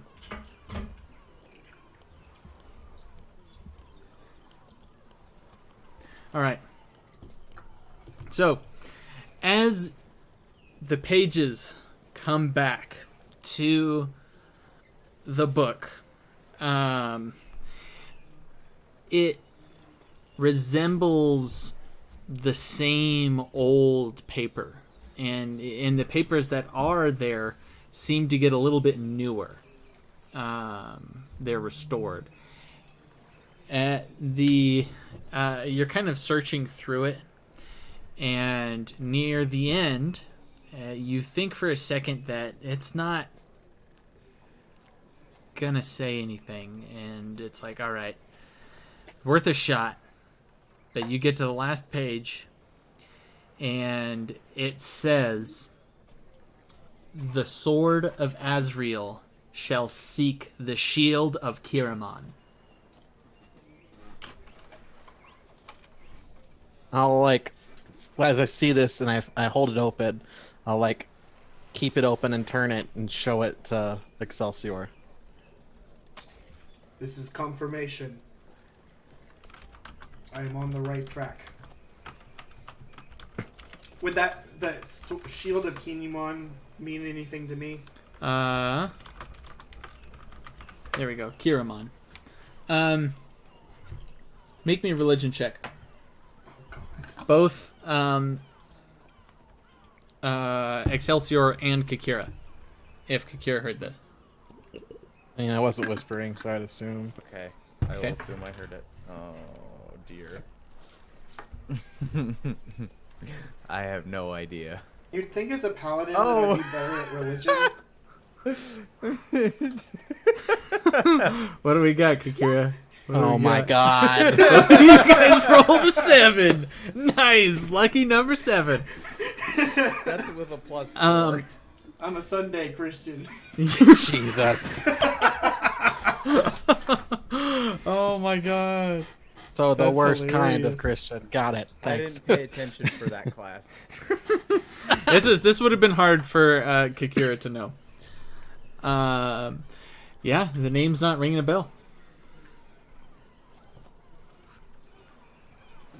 Fantastic. Yeah, but the sword of There's Azrael much I shall don't seek know. the shield of Kiramon. Does this seem like this is after I've like completed it, like this is the way that it's gonna be unless someone better than this does something? You, So I couldn't like with use your mending arcane again? knowledge, you would know that this is probably the extent that mending has. You knew it was very unlikely, and you knew that it probably would just restore the pages, but you thought it was worth a shot. But yeah, Okay. it was interesting that this text showed up at all. And so, I'm getting better. Flint, the text said, "The sword of Azrael shall seek the shield of Kiramon." Alrighty. Cool. I So- wonder if that woman would be would know. Otherwise, we can go to the library. Oh. Okay. I'm surprised you don't want to go save children. Oh no, that is priority 1. But after. Oh. Okay. Off we go to Shanty Town. Going to the shantytown. You guys pass some more merchant stalls here. These ones seem a little bit more interesting as you're walking into the shantytown. You see a bunch of small kids just running around and playing in really beat up and ripped tunics. As you start to walk into the town, there's a couple of herb stands, some jewelry stands, and there's one stand with a really sweet old lady at it. and you can see that she's selling like interesting baubles. There. Interesting. Like what? Just random stuff. Yeah, like a bunch of random stuff. And as you walking into the shanty town, she says, "Oh, come see Gretel's goodies." I'll walk over, I suppose. You see a rabbit's foot, some 4-leaf clovers, and like a few pastries. Oh, more pastries. Good.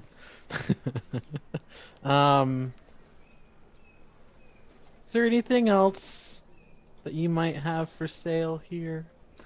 I have all these good luck charms here. You see a couple of among the rabbit's feet and 4-leaf clovers, a couple of like small quartzes and things like that. These quartzes are to balance your humors within your body, and then I have some lovely pastries that I make. We're investigating some missing children in this area.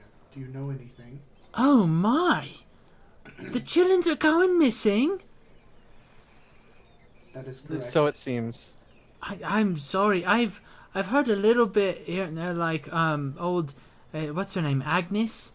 Her daughter went missing, but that's about all I've heard.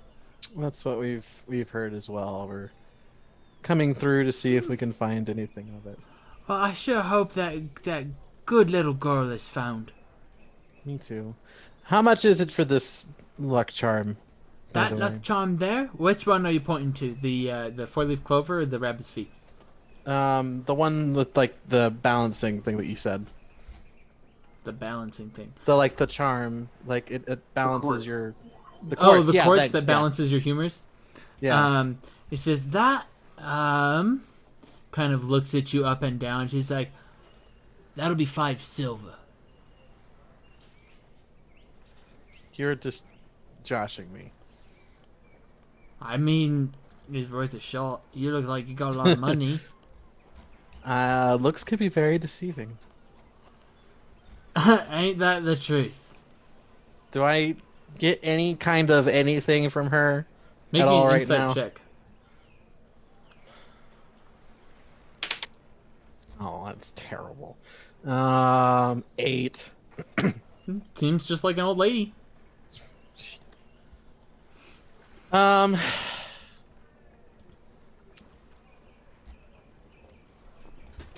I tell you what. I'll purchase this luck charm, and next time you see somebody that likes you, or that you like, rather, just give it to them. Absolutely. I will do that. I give her the 5 silver, and knowing what kind of town I'm in, and based off of how I was as a child, I'm gonna move my coin purse to my bag. Okay. As you guys are walking through, following the directions that the other woman gave you, you make your way to I've already forgotten her name. What was it? I wrote it down. Agnes. Yeah. To Agnes's cottage. Excelsior knocks on the door. Why do we always let him go first? You don't let him go first. He just does. And as opening the door is this relatively short brunette woman, and she's looks like she has just been crying. Hello, we have been sent by Gerda. Oh, it is good of her to send you. What are you here for? We are here to retrieve your daughter. And she kind of like brushes her eyes for a second, clears the tears out of them, and then her eyes kind of go wide again, looking at the metal man before her. And it's like, what? What's that? Joseph, come here! And like weakly calling for her husband, he runs up and he says, "Yes, what can I do?" And he's like, "Oh dear lords, what are you?" That's a complicated question. Gonna make a shirt with Excelsior on it. And the quote under it's gonna be, "That's a complicated question." Yes. Oh my god. Getting past the initial shock takes a few seconds, and says, "What?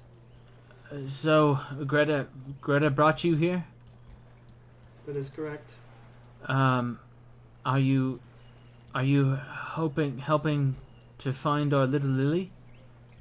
That is the intention, yes. Oh, I mean, the guards recently came to us and said there's nothing to be done. If there's something that you can do, by all means. I think you will find that we are more than capable of finding her.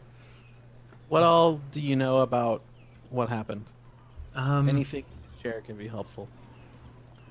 At this point, Agnes speaks up, and she says, "Well, me and Lily had a little bit of a tiff that night. She wanted to move back into the city and see her friends and everything, and I was trying to tell her that we couldn't do it. Didn't make enough money. And we heard some sort of loud bang in the night, and when we got up to go see, she was gone." There have been other child disappearances in this town, correct? There've been a few. Did they all happen in the same manner? I haven't thought to ask. And she kind of turns back to Joseph and says, "Catherine had a similar situation, right? Like it sounded like there was some glass breaking or something." Yeah, we think she thinks that someone kidnapped her child. We thought that Lily just ran away because she was mad, but she plays for hours on end and then she comes back. We thought she would just come back sometime. Is this this is Aaron, this is out of character. Is this like a one, like basically like little shack thing? There's not like a second floor or anything? Yeah, it's a small shack. It's like maybe 2 rooms. Okay. Can you show us where you heard the noise? She beckons you inside, and she kind of shows you towards the corner where they have like a little bit of a shelf where some of their old knickknacks are. She says, "Well, we found that some of our belongings were disturbed over here, and the slam sounded like it was coming from near our door. So the door may have slammed. That's what we thought." Excelsior wants to look around for clues. Okay. Clues. Make me an investigation check. I'm gonna dish out those rations I made earlier today. All right. How many rations? Everybody gets 1 ration from that. Oh, sweet. Ow. 15. What was that? 10 for investigation. 14. Looking around, it's been a few days, so the place has been cleaned up. You don't really get anything of note.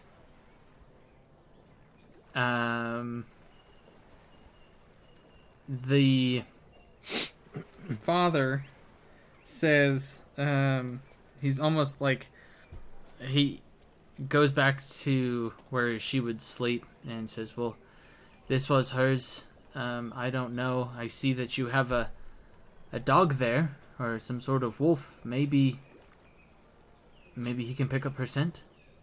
Fang might be able to. Actually, I hadn't thought about that. If Fang were to search, what would that require him to do? Or, like, try to sniff around for a scent? Perception check for smelling. I believe he gets advantage on those. Okay. Yeah, advantage on wisdom, so perception checks, and that, yeah, rely on hearing or smell. Okay, yeah, so let me do that. While he's doing that,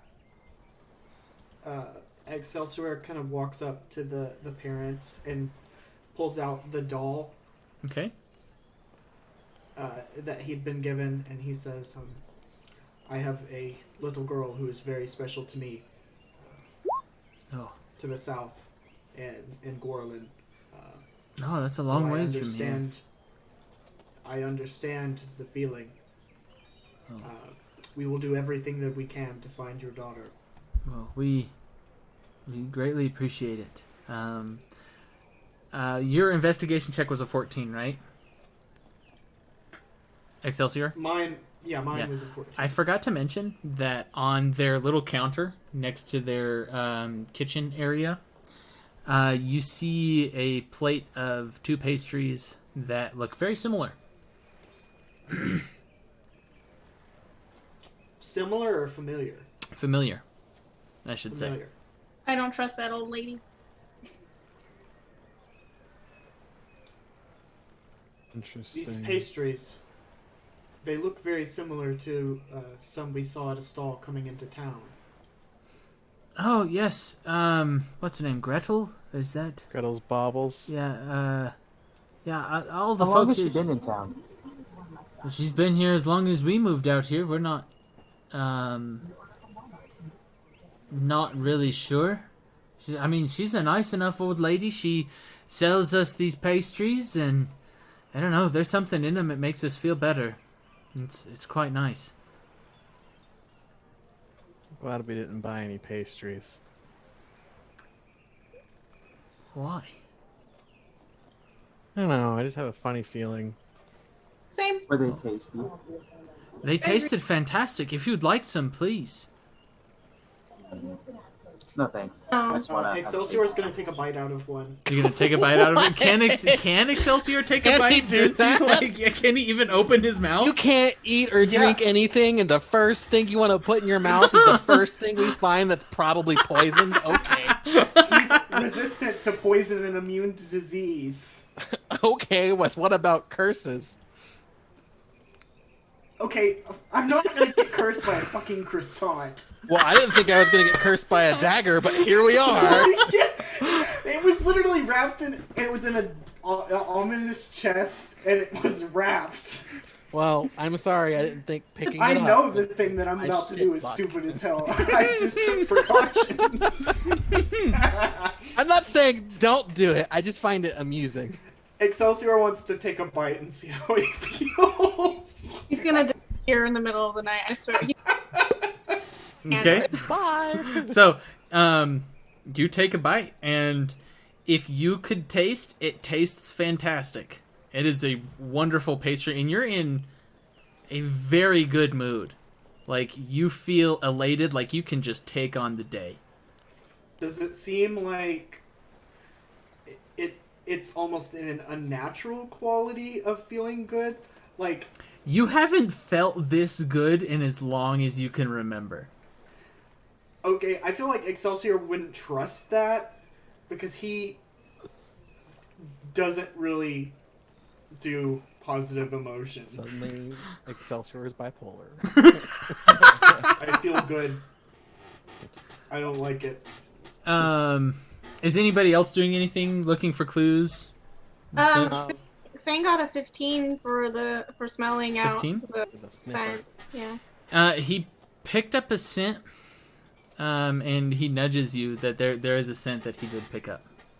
Okay. Is there anything anybody else would like to do in here? I'm gonna ask how much they were behind how much money were they behind that kept them out of where they lived before, We had been... if they don't mind. we were held back on 2 months of rent and got evicted. It was totaled to, I think it was about 30 gold pieces. We couldn't pay it, and I couldn't afford to work anymore. And like he gestures towards his hand, and you notice that he's missing his pinky and his ring finger. Man, what was your trade? I worked as one of the lumbermen.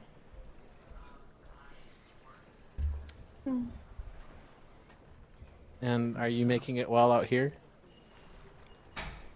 Holding on.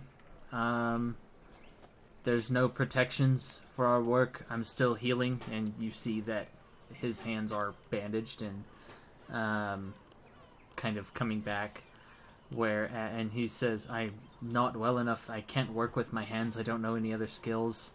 We've been relying on Agnes here and cleaning various homes. The farms near the river need a maid, so we get by in some of that work." I'm gonna look at Kakira and kind of like, Would you mind if I say a prayer? Sure, of course. If you believe it'll help. You're a And religious she'll type. hold out her hand, and as she's speaking, we're gonna cast Healing Word. Okay. So the prayer is gonna be that. You watch as he kind of like grasps at his hands, and he looks at you for a second, peeks behind the bandages, and he kind of like almost jumps. And seeing him jump and his face light up, you notice the bags under his eyes. And then looking over at his wife, she also has very large bags under her eyes. And he says, I don't know how to repay you for this. You can heal? You better tell your sister Greta that she sent us some top-notch people to help find our daughter. We owe her big. Thank you. well, we just try to leave things a little better than we found them. If someone asks of us, you may call us the Scales of Justice. Scales of Justice. Yes, well, we will remember that most definitely. I can go my back to friends- work tomorrow with this. We should hurry along. We should try and make progress before it becomes dark. We Yeah. should. At the mention of dark, both of them give a visible like kind of shudder. Should we be worried about anything? The nights are not pleasant. The days are nice. They keep us. Those pastries keep us happy, but at night there is. Both of us have been having terrible dreams. Is it just been here? I'm not sure. We generally keep to ourselves. We haven't made many friends, so we don't know. Did you get it when you moved here? Yeah. That's when it started. How long have you been eating these pastries? We had one the first day we came. Like, she was one of the nicest people to us. I think we have more than a few clues to work on from here. Yeah. How quickly could you get back into the into where you moved before, or where you lived before? I mean, it would take a few weeks. We would need the money saved up to do it. Is that the only and we'd need a object? place. I mean, we'd have to find another landlord that'd be willing to take us, and that's hard enough to do. What if you paid up front? Up front for. I mean, we'd have to have, like, 2 or 3 months worth of rent to just pay up front like that to get back into their good graces, and then But they'd you'd be be very fine suspicious. after that, right? They would be suspicious if you paid up front? I mean, why would somebody like us have all sorts of money? We have no idea how to get that kind of money. Okay. It matters. We'll be back. Yeah. We'll chat more about this then. Oh, okay. Tell Take them care of your hand. Thank you. and lay off the pastries. We kind of look at each other and say, that's going to be very hard to do. It's kind of what keeps us going a little bit. I don't think you should have the pastries anymore. Just give it a try. See what happens. Okay. Well, we'll at least try. When we leave, I want to go look at the side of the house that room was on Okay. and kind of investigate. Yeah. Go ahead and make an investigation check for me. Send Fang goes with them too. Like I'm like kind of following, but Fang's over there trying to search for that scent that I'm he. just kind of getting familiar feelings here. Dang it! Why can't I roll? Is this investigation? Yep. 7. 7? 7. Yeah. You're not really seeing anything. Fang coming around the back of the corner here. Has a scent. He seems confused on where to go. On either going back towards the way you guys came or further into the forest a little ways away. Forest. He kind of goes like back and forth, like he's looking back towards the stalls and then he looks deeper, like completely on the other side of the shanty towns. It'd be a little ways away. Like he's Is the woman still at the stall? Oh, we should do that. currently she is. You're smart. Excelsior is going to get just within reach to be able to use his divine sense and see if he can sense if she's evil. As you get into range, you use your divine sense. She looks at you. There is a very heavy fiend feeling from her, and then she disappears She's a fiend. instantly. Did we follow? Yeah, Did we all do this? It's up to you guys. I would assume we would have stuck together. I guess. Watching Fang, I was about to ask everybody what they would like to do. So. I guess I would have been with Marska and Fang then. That's kind of where I was. Yeah. Okay. We should go meet back up with them and then probably head to the forest. Excelsior is going to go ahead and use shit.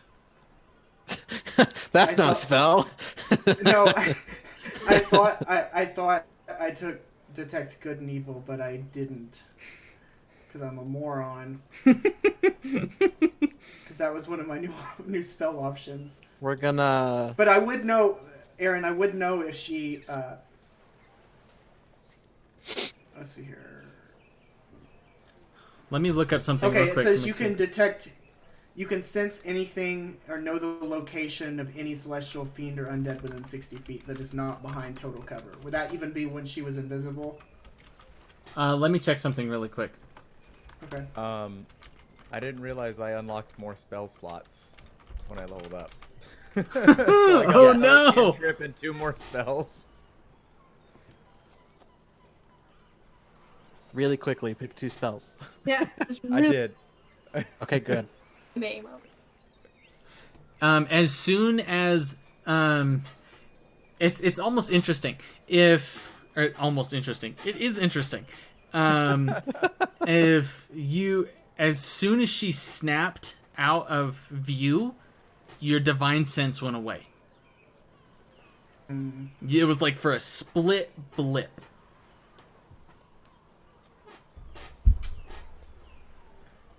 Friends, this woman is not what she appears. Yeah, I'm getting that sense. I'm gonna go over to the I am stall certain. and check out the stall. Okay. and not pick up anything. The stall has all the stuff on it. She didn't have time to clean up or anything. Can I kind of like investigate? Are there any drawers, or is it just the top of it? Like, There aren't any. There's not really any drawers. Looking at this, there's all these baubles, but there's a lot of pastries. Like, you see a shelf underneath. There's a lot more pastries than there are baubles and things. Are there other townsfolk around? Like, did anybody else see her disappear? There were a couple people who like kind of did a double take, and then they kept walking. Like they must have seen a trick. Like it must not have been real. Is there another stall nearby? Yeah, there's a few. I'm gonna walk up to a merchant and ask if they know where that woman lives. Yeah, I can say that I do. She just comes in to the stall every day, and every once in a while, I don't even think I see her walk away. Come to think of it. I'm gonna lean over to like Calvio and kind of be like, they've got to be under a spell, right? With these pastries, like the whole town. Fang at this point has nudged you and is saying that, like, basically trying to tell you that his scent is in the forest now. His scent is in the forest? Yeah, it's in the forest to the west. Okay. before we leave, I am going to throw all of these pastries on the floor and step on them. All right. There will be no pastries. A couple kids come walking by and they say, What are you doing that for?" Have you had any of these pastries? I mean, we haven't. Our parents wouldn't let us buy from that lady, but I have a couple of friends that had. Have they been acting weird since they had them? They seem super happy. Huh. Okay. Calvio, as this kid is talking to you, you feel a tug at your back pocket. And if you hadn't have moved your pouch, you turn around and you see this kid that has his hand, like, in your pocket. I'm going to, grab his wrist and immediately duck down, eye to eye with this kid. And I'm going to whisper to him. We don't normally get caught. We don't normally get caught. I was you once. Does Excelsior see this happen? Staring him dead in the face, giving him a death look, and then I'm going to cast Minor Illusion and make my voice sound really deep. Okay. Scary deep.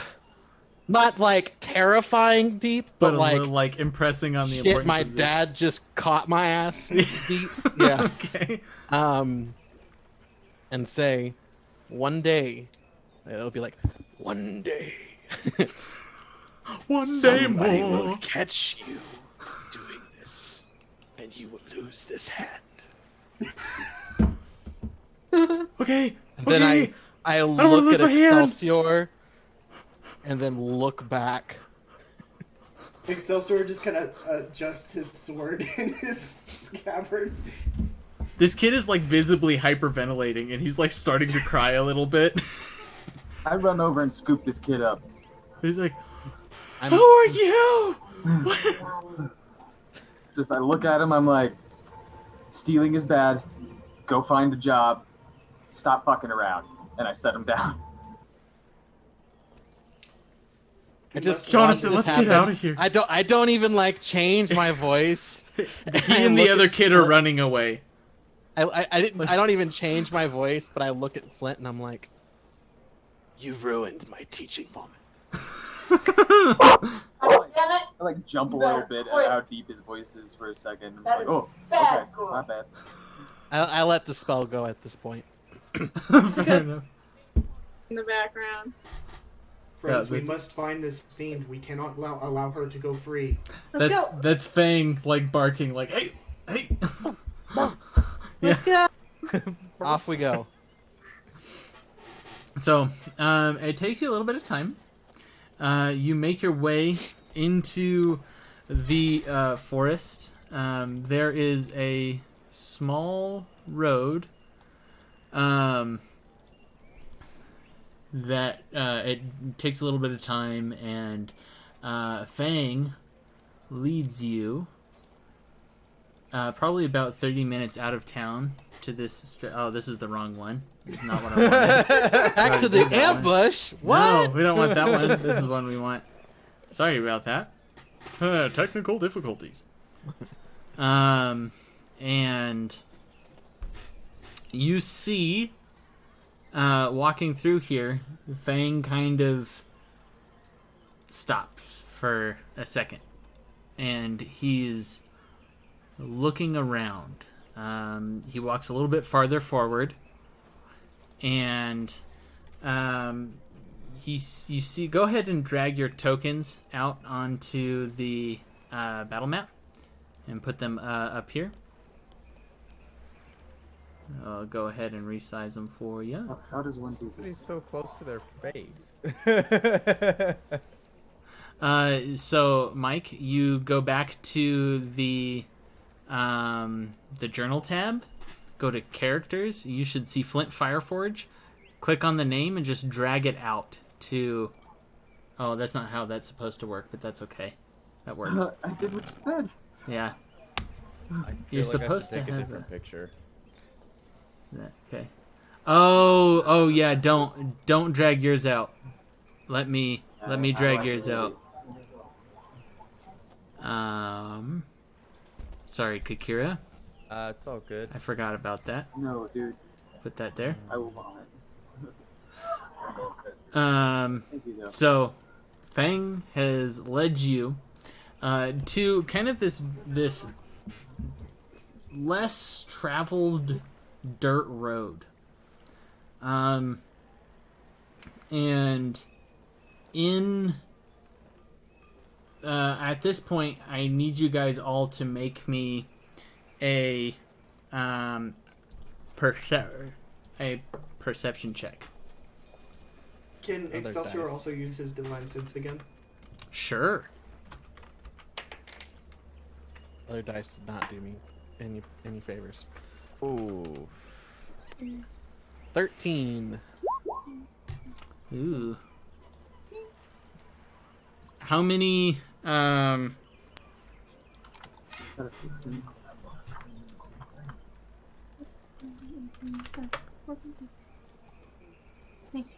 we go. How many divine senses do you have left? 2. 2? Okay. Off in the distance over here, you guys see a group. I wish I had tokens for these, but I don't. So that's okay. A small mound in this area and 4 sheep grazing. How long does your divine sense last? That's a good question.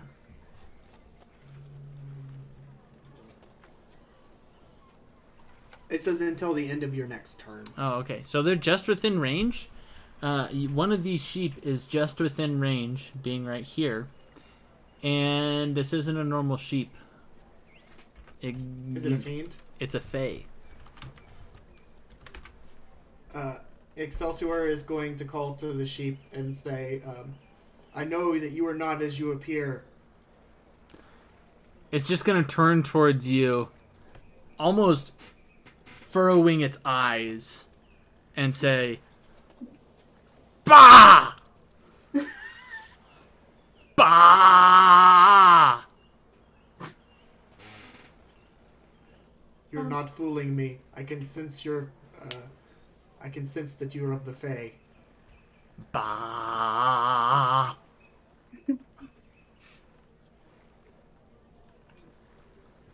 I ever get a text from Aaron, I want it to make that sound.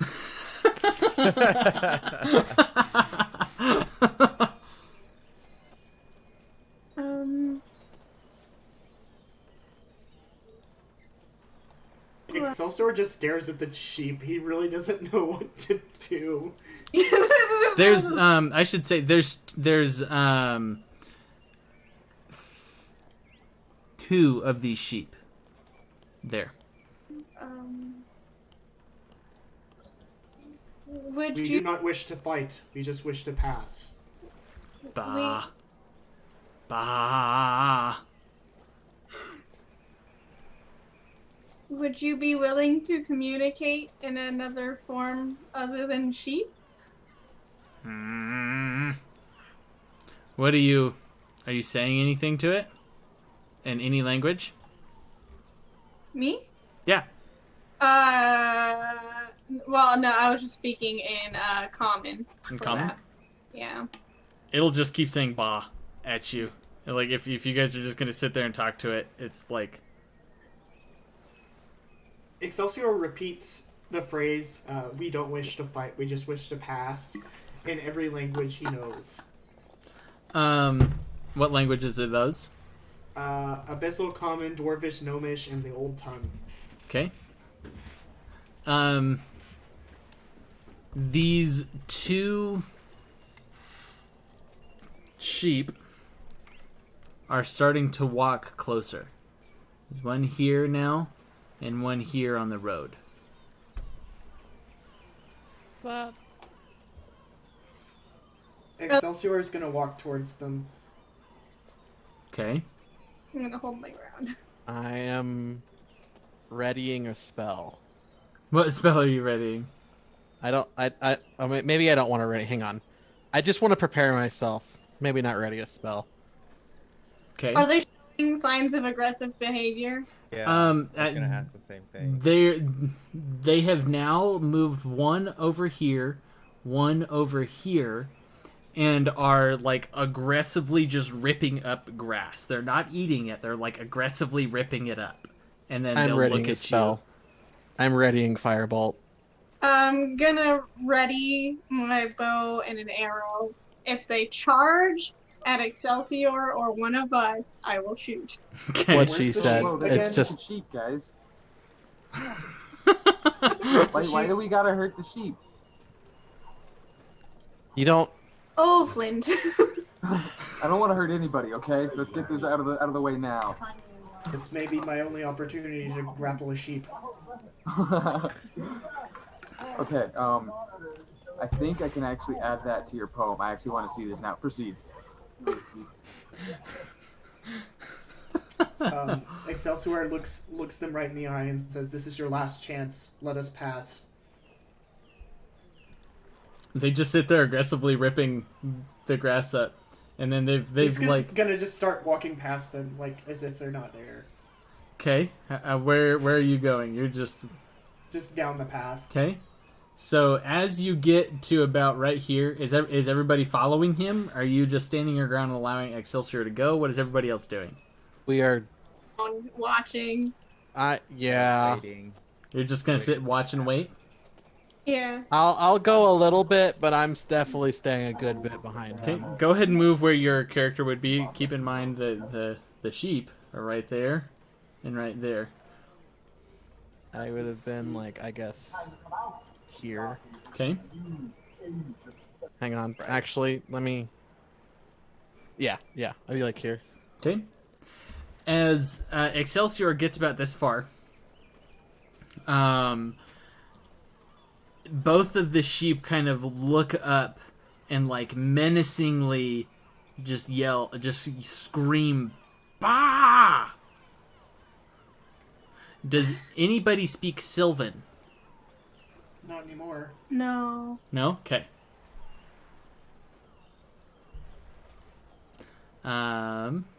Then they're like starting to aggressively yell "Bah" at Excelsior. Excelsior is ignoring him. He's just gonna keep on going. Okay. Speak with animals wouldn't work with them, right? Because they're not technically sheep. You can try. You can certainly try. If you want to kind of speak with animals. No, I'm good. Okay.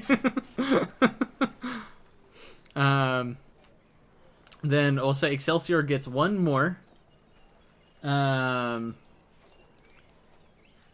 Step here in, and these sheep almost kind of like it looks like they almost like shed their skin to reveal two very angry looking short people with red caps.